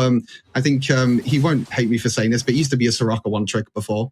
In solo queue. I still remember his Soraka one-tricks in solo queue, but now he's going in on Camille. Oh, they're trying on to Nedro here, but they won't get the flash out of Vex. Vex looking for the stun. They have the support coming up from Pogo, as is Shao. They're going back in. It's a beautiful bubble. It's a double bubble, but they can't quite find the killer to Nedro. The stacks are up. Can they get him down? They do. First blood. And they're going for the second here, as it will go straight over to Yakui. Brilliant play from Na'Vi. Great rotation and the impact of Shao. Again, it's the supports rotating again, and Shao was there with the bubble. As you mentioned, a two-man bubble onto the side of Entropic, and Yakui as well. Oh, he's just dense. That's clean. Second kill in that mid lane. Completely took Patres off guard, and honestly, it looks like Na'Vi got a wake-up call in that first game. We're going to see the first replay here, though. You can see the show was here with, you see both the supports just walking along together, but it's the bubble, the two-man bubble, but the stacks were there for Sekutka. He was trying so hard. He wasn't able to get enough healing off as well, as I believe he was ignited, so the healing wasn't too much because of the grievous wounds from Ignite, but again, showing that he is one of the best enchanters, I feel like, in terms of support role. But that mid lane play as well, it just shows that with Ori, you can't use that charm early on, because if you use that charm, if you miss it, and Patres did miss it, Yaku's just going to go in, and he's still going in as well. He just doesn't care. Tower dive, literally tried to tower dive as Patres maybe looking for the charm. Nice block of the damage there from Yakui, and will buy himself some time. Something that a lot of people know is you can actually stop yourself from moving when you do that. So even if you get charmed, he was not going to walk towards him. I was about to ask that. I didn't know if that was a bug or something, or if that actually was a thing that, like, so is it when you activate Irelia's second ability and if you get charmed, you still stay in the same place, I guess? I'm pretty certain. I need to check the interaction more frequently, but I'm pretty certain that's a thing. If not, maybe he was literally like a modicum out of range. But I'd love to actually, if you know the answer to that, tweet, because I'm not entirely certain. I'm just going off what I literally saw on screen. But it looked pretty fancy nonetheless. Yeah, it was. I'm not too sure if the charm landed. I can't actually remember now if we saw the little charm landed. But yeah, very interesting interaction if that is the case. But you can see this already. You know, Yakui going into the Duro lane. You can see Fee as well up in the top lane. And you can see you see this quite a lot. You see the Duro laners for both teams. Cannot be interrupted. So whilst you're charging, Defiant Dance cannot be interrupted. Oh. Okay, well, I learned something new today. Exactly. I've learned something that has been confirmed on broadcast. Something new has been learned. You learn something new every day, Excoundrel, and Shao again on this Nami. Yeah, trying to go on to Sakuka. Sakuka's trying to buy up stacks. You can see Fee. Fee was so reluctant to go for the final kill there. Almost gave a kill back over to Sakuka. And Shao almost paid the iron price. Yeah, Shao again with these roams, a great bubble into the top side. And Yakui, he's going in again. He doesn't care. Flashes in, the double stun here as well. Haru goes down, now Pogo able to get away, and honestly, that is a 3-0 Irelia. Yakui's mid lane Irelia is coming to fruition. The first tower of the game goes down, and what a different story this time round. 5,000 gold for Na'Vi by 5 minutes. This is the Na'Vi that we was expecting coming into this series. And as you said, 5,000 goal lead already, coming in at 5 minutes into the game. And it's honestly the rotations from Shao that are really bringing a shining light to Na'Vi. They're able to, he's able to land the bubbles on multiple members on the side of Entropic. And Entropic are the ones that are falling behind now. Normally you saw in the previous game, Entropic were the ones with the rotations. At this time, Na'Vi, maybe it's a bit of pressure in the first game. Normally first game in a tournament, you feel a little bit of pressure. But now I feel like they're a lot more comfortable now. They got the first tower of the game as well, up in the Baron lane. And yeah, you can see Yakui now. He's just feeling it. Look at him, the dodge on the charm as well. This man is so hard to stop when he's on form. Yeah, and I've got to give credit to Vex and Shao. Both of them have been involved in 100% of the same kills as Yakui as well. They've both been there to help set up this Irelia, especially on that mid lane little fight where Haru went down. Vex was the setup. He's actually getting a bit further ahead in that jungle. You can see Entropic not feeling as comfortable this game. First tower already gone. Second tower almost drops here as we are working towards a 4-man tower dive being on the cards. As Vex Joe goes in, looks for the fight, does get the kill, and that should be the second tower of the game. Yep, second tower of the game going over to Na'Vi. You can see Fish just chilling in the top lane as well. He doesn't really, he's like, yeah, you guys could do that. That's all fine. I'm just going to carry on split pushing in the Baron lane. I'll be completely fine. But yeah, Na'Vi this game, much better early game than the previous one. And Yakui again. Yakui again. Does go to tried to go 1v3. You're not quite that strong yet. And that'll be a nice shutdown going in. Well, actually not a nice shutdown. It went to Pogo. That's literally probably the least favorable member to have the shutdown go towards. Yeah, unfortunately, the shutdown did go over to Pogo, but a little bit of an overstep for Yakui. I think he was a little bit overconfident there, trying, like you said, with a 1v3 situation. Unfortunately, it does fall down in the end, but yeah, I think even with that death as well, Na'Vi, look at the goal lead already. Crazy amount of goal lead in this early game, and they already took the Herald, they took 2 towers, they took they lost the first dragon though to Entropic. So Entropic again focusing more on the dragons and focusing more on trying to scale into the late game. I mean, you look at both team comps in terms of the late game. You have Oriana, you have Jax and Irelia on the side of Na'Vi. But so I feel like even if Tropic does take the dragons, Na'Vi have a better late game going into this as well. So now they have the early leads. They just need to kind of make sure they don't overextend and they don't make any misplays. Yeah, absolutely. We saw at the Horizon Cup what the Jax jungle meta could do as the game progressed. Just become a side lane menace who takes towers in a matter of seconds, and that's still on the cards here for Na'Vi. A lot of gold going the way of him, and Haru almost dying to the shockwave of Hydro, who been a little quiet this game, but has got 1 kill to his name as Sakuka goes down. Vex picks up the kill. Baiting a couple people in around this mid lane tower. You can see the rest of Entropic still rotating well, but this time it's all defensive rotations here, Stuart. Yeah, exactly. It's all defensive rotations. They're trying to defend this mid lane tower, which they do in the end, but with the Dragon and with the Rift Herald spawning, you can see the Na'Vi are one step ahead already, and Tropic are just backing away. They don't want anything to do with these Dragons. I think they realize how far behind they are at the moment, and when you're this far behind, I really feel like you can't even contest these objectives. And when that happens this early in the game, you really feel like that you're kind of backs against the wall already, even this early on in the game. Absolutely, and I think right now you're looking at a gold lead that's extended out to around 6,000. They have actually kept a lid on it a little bit here, Entropic. It was 5,000 at 5 minutes. It's only about 6,000 now. So it's not a bad thing, even though they've lost 2 towers. They are keeping things relatively healthy. You see the flash comes in from Pogo, looking for the attack, but can't quite find it. However, might have netted them enough to go for the Rift. But I say that, here comes the engage, the wave over the entire Entropic team. Oh, it's a triple kill. It was like shooting fish in a barrel for Hydro. And that is another big win for Na'Vi. Huge slaughter of a team fight right now. Absolutely disgusting. You mentioned it, the Nami wave across all the members, the shock wave as well, and even Yakui's ultimate as well, being able to dive onto the backline. You can see Patras is all by himself as Ari, and they're like, okay, this is our time to go in. Look at that Nami wave. Yakui jumping in as well, and Fisha's like, yeah, Ari, you're just going to stay with me the whole time. So Entropic not really on the same page this team fight, and Patras on this, Ari was just a little bit away from the rest of his team, and that's where Na'Vi can punish. And honestly, you give Na'Vi that opportunity where they can go in and they can engage, and as you can see, they're just going to take it, and they are just going to wipe you off the face of the map. And now over a 10,000 goal lead, 12 kills to 1 as well, and Tropic have a mountain to climb to get back into this game. Yeah, it's a huge gold lead now in favor of Na'Vi, and honestly, that was just Entropic setting up a really aggressive position on the Rift Herald when they really didn't have the means to fight on their terms. Like, even if they did want to fight on their terms, what is their game plan with this comp? Like, for me, the game plan kind of feels like let this sort of melee trio walk on top of my Darius and Morgana and hope for the best. That definitely feels like the play here for Entropic, but just didn't work out because they're a little bit too far behind right now.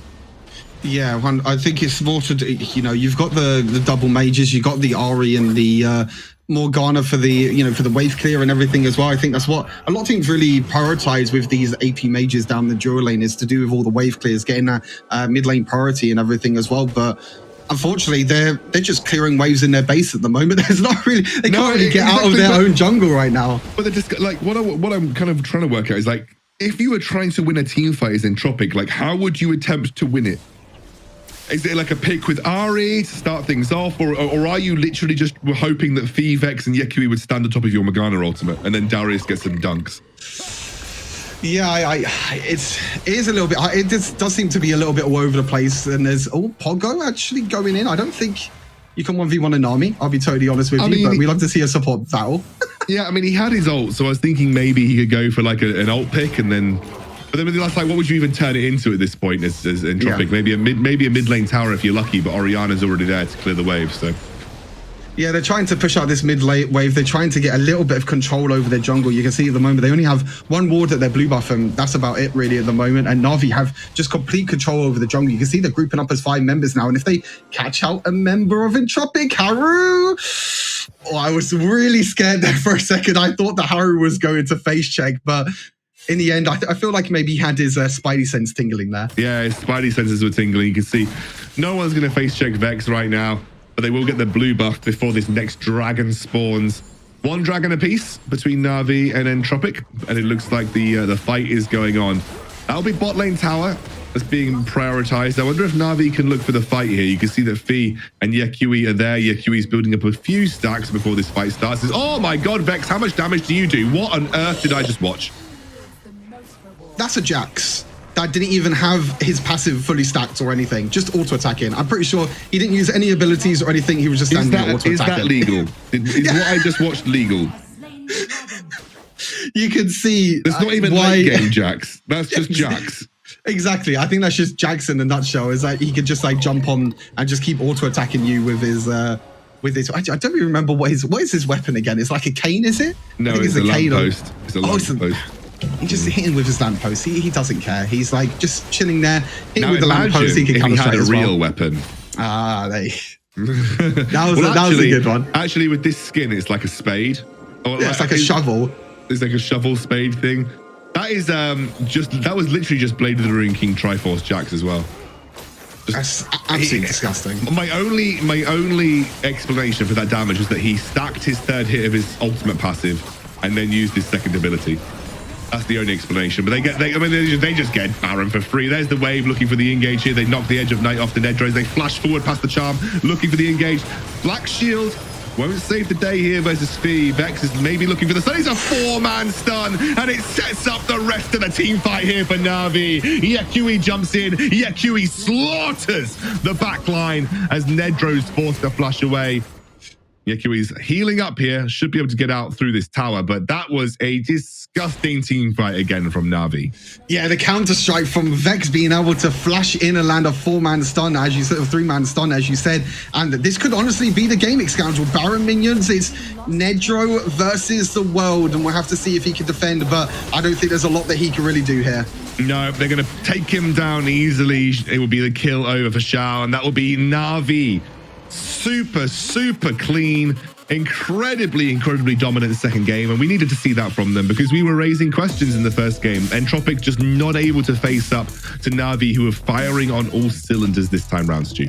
Yeah, exactly. And this is the Na'Vi that we know and love. This is the Na'Vi that we were expecting coming into this tournament. The first game was a little bit shaky. Like I said, it might have been like tournament nerves or something like that. But the second game, the rotations from Shao in the end as well, the domination from Na'Vi and Yakui. You know, Hells was talking about at the start of the day with the pocket picks for Yakui. We've seen him play Irelia as well, and in this game as well, he was absolutely popping off on Irelia. Absolutely. Got to give credit to Vex, though. He started this off well. Shao with the double bubble where it counted.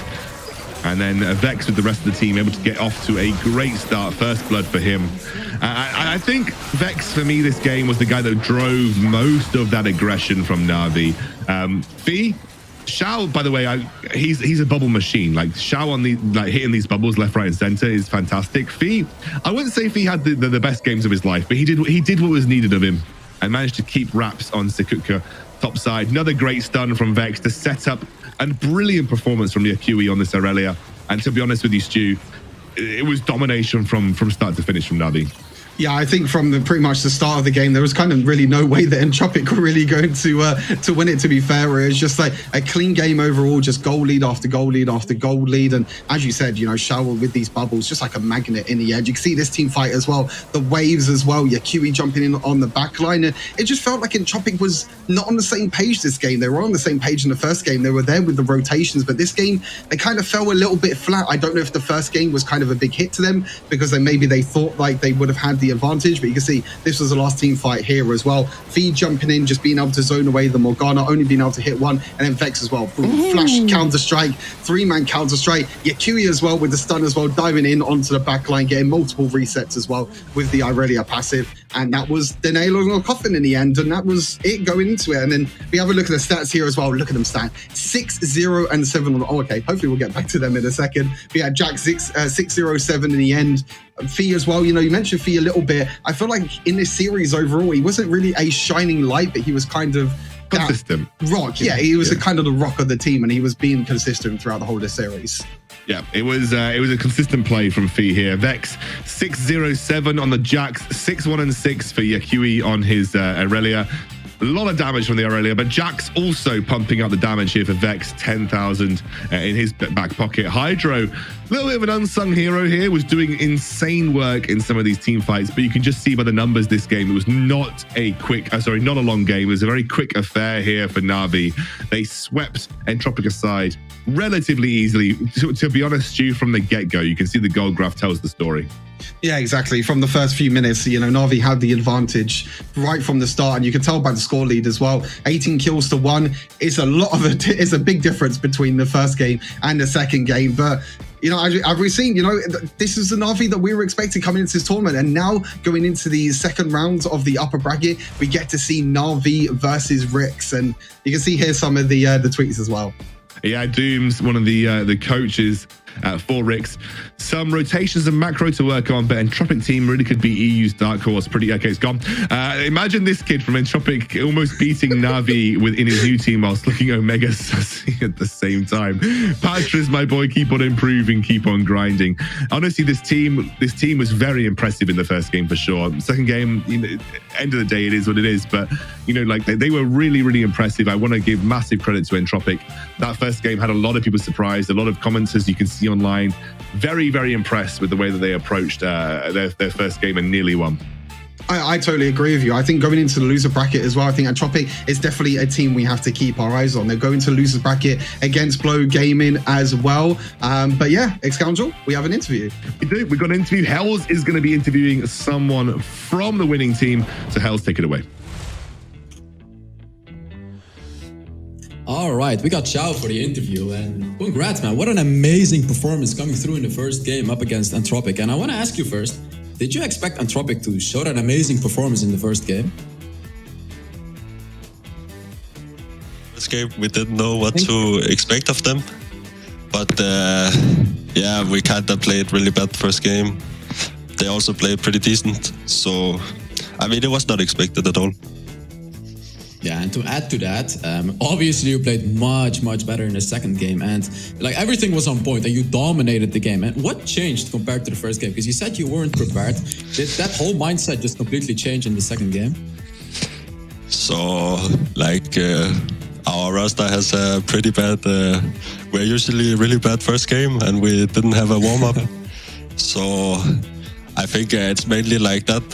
Like, we had to kind of warm up first game. And then second game, it was kind of, we were warm. Yeah, warming up in the first game. And that's something that you cannot do in your next series, which is up against WREC. And that's where the next question is going to be about. How are you feeling about that matchup? Because both of you are known to be, among the best teams of Europe. How do you feel matching up against WREC as your next match? I think it will be a pretty good series. Like, I feel pretty confident. Like, so far we have been decent against them, and I think it will be a 2-1. Ooh, yeah, that's great to hear. I'm looking forward to it. Thank you so much for the interview, Xiao, and great performance. Looking forward to seeing you play again. And yeah, we're going to be shooting it back to the casters. Thank you, thank you. I appreciate the bird input as well. It's always good to hear. Always good to hear some background bird noises, and obviously just as enthused about Xiao's performance there as well as Na'Vi too. So honestly, really good series from Na'Vi overall. Let's take a look at the play of the game here, then, Stuart. I'm wondering which one. I think the big Irelia play is probably going to be the one. Yeah, I think the one with the Nami wave and everything as well. We get to see it was the last team fight as well. Ooh. I thought it'd been the one before this, but it is the last team fight as well. But yeah, Fee just showing that, he was very consistent zoning out the members of Morgano. But this flash counter-strike as well, just Vex set up his whole team here and set up Yekui to just dive in onto the back line. And it was absolutely beautiful play of the game there by Vex especially. And yep, that pretty much, does it for Na'Vi. And as Xiao mentioned, they're going to be playing against WREC. They think that Na'Vi are going to win it 2-1. We'll have to wait and find out. Well, Hells apparently is coming back to join us. How does everyone in esports have a bird, Hells? Like, you've got a bird, Xiao's got a bird, Joey's got a bird, Keys has got a bird, no, Joey's got a bird, Keys has got a bird. Everyone's got a bird, Hells. Like, is it just a secret to being good at Wild Rift? Well, it seems like every bird worked except for Keys' bird, as he didn't make it to the Oh no! I'm sorry. His bird is just in the early. He has a late game bird, all right? There is 2 more qualifiers, and then his bird is going to be scaling up into the late game, and he's going to make it. Birds, they make the difference. I'm never going to recover from that. Okay, let's take a look at the MVP from that series. Oh, why do you have to do him dirty like that on broadcast, man? Like, no. Okay, let's take a look. MVP. It was Vex. Of course, it was Vex. Yeah, Vex in the first game on the Fiora, and coming into this second game as well with the Jax in the end as well. Yeah, the first game, Fiora, the repose on the Fiora in the end, and kind of the difference really in the first game. In the second game, he was kind of farming away with Jax, but that's pretty much all you need to do with Jax. And then you can see in the late game as well, the flash counter strike, the stun, which pretty much set up his whole team as well. And overall, just proving that Vex is definitely one of the best junglers in this tournament. Oh, absolutely. I think he absolutely proved his worth, proved his place on my tier list as the absolute top of the junglers in the WREC. But he's a great player, as is Na'Vi in general. Good team. And I think that matchup versus Rix is going to be a fantastic game as well. But of course, that brings us to the close of our first day of this weekend here at the WREC. But we have more games coming your way. Let's take a look at the matchups. So we've got, it's bracket first. Of course, it's bracket first. Let's take a look at the bracket. You can see Rix will go up against Na'Vi, Game Lord versus Queso, and Zero Zone going up against Viv. But we have two more matches here in the upper bracket to bring you, which will be coming tomorrow here, Stu. Yeah, Formulation against Smooth Gaming, Control against Team Dark. Two really close matchups. So you can see in the lower bracket as well. Blows Gaming against Entropy. You know, all these matches in the lower bracket are so close, and it's really hard to predict as well, especially because all of them were 2-0'd in the first round. But I feel like Entropic is definitely the strongest in this bottom side of the bracket. Yeah, I completely agree with you. I think Entropic looks super good. But of course, tomorrow, Hells, we have some upper bracket games to bring you to. I know you're really looking forward to that Control Team Dark matchup too. Yeah, you guys are rooted for Team Dark. I'm going for Control because I've got some really good friends over there, and I genuinely believe in that team. Tomorrow's games are going to be absolutely amazing, Excalibur. Oh, I'm super looking forward to it. Of course, you guys will be there. You'll be guiding the audience all the way through those games. It's been a really fantastic. What was your favorite moment from today, Stu? For me, honestly, it's a surprise of Entropic. I have to bring that out there. You know, Entropic really coming out in the first game. And I think it's definitely one that everyone has to keep their eyes on going through the loser bracket as well. Yeah, and I think Entropic definitely showed up. But of course, the expected winners made their way through today. Now, it's been a fantastic day of esports here at the Wild Rift European Championship. I've thoroughly enjoyed it. I've absolutely loved casting with these two beautiful gentlemen, Stuart and Hells. I've been Scoundrel, but for the time being, we will see you tomorrow.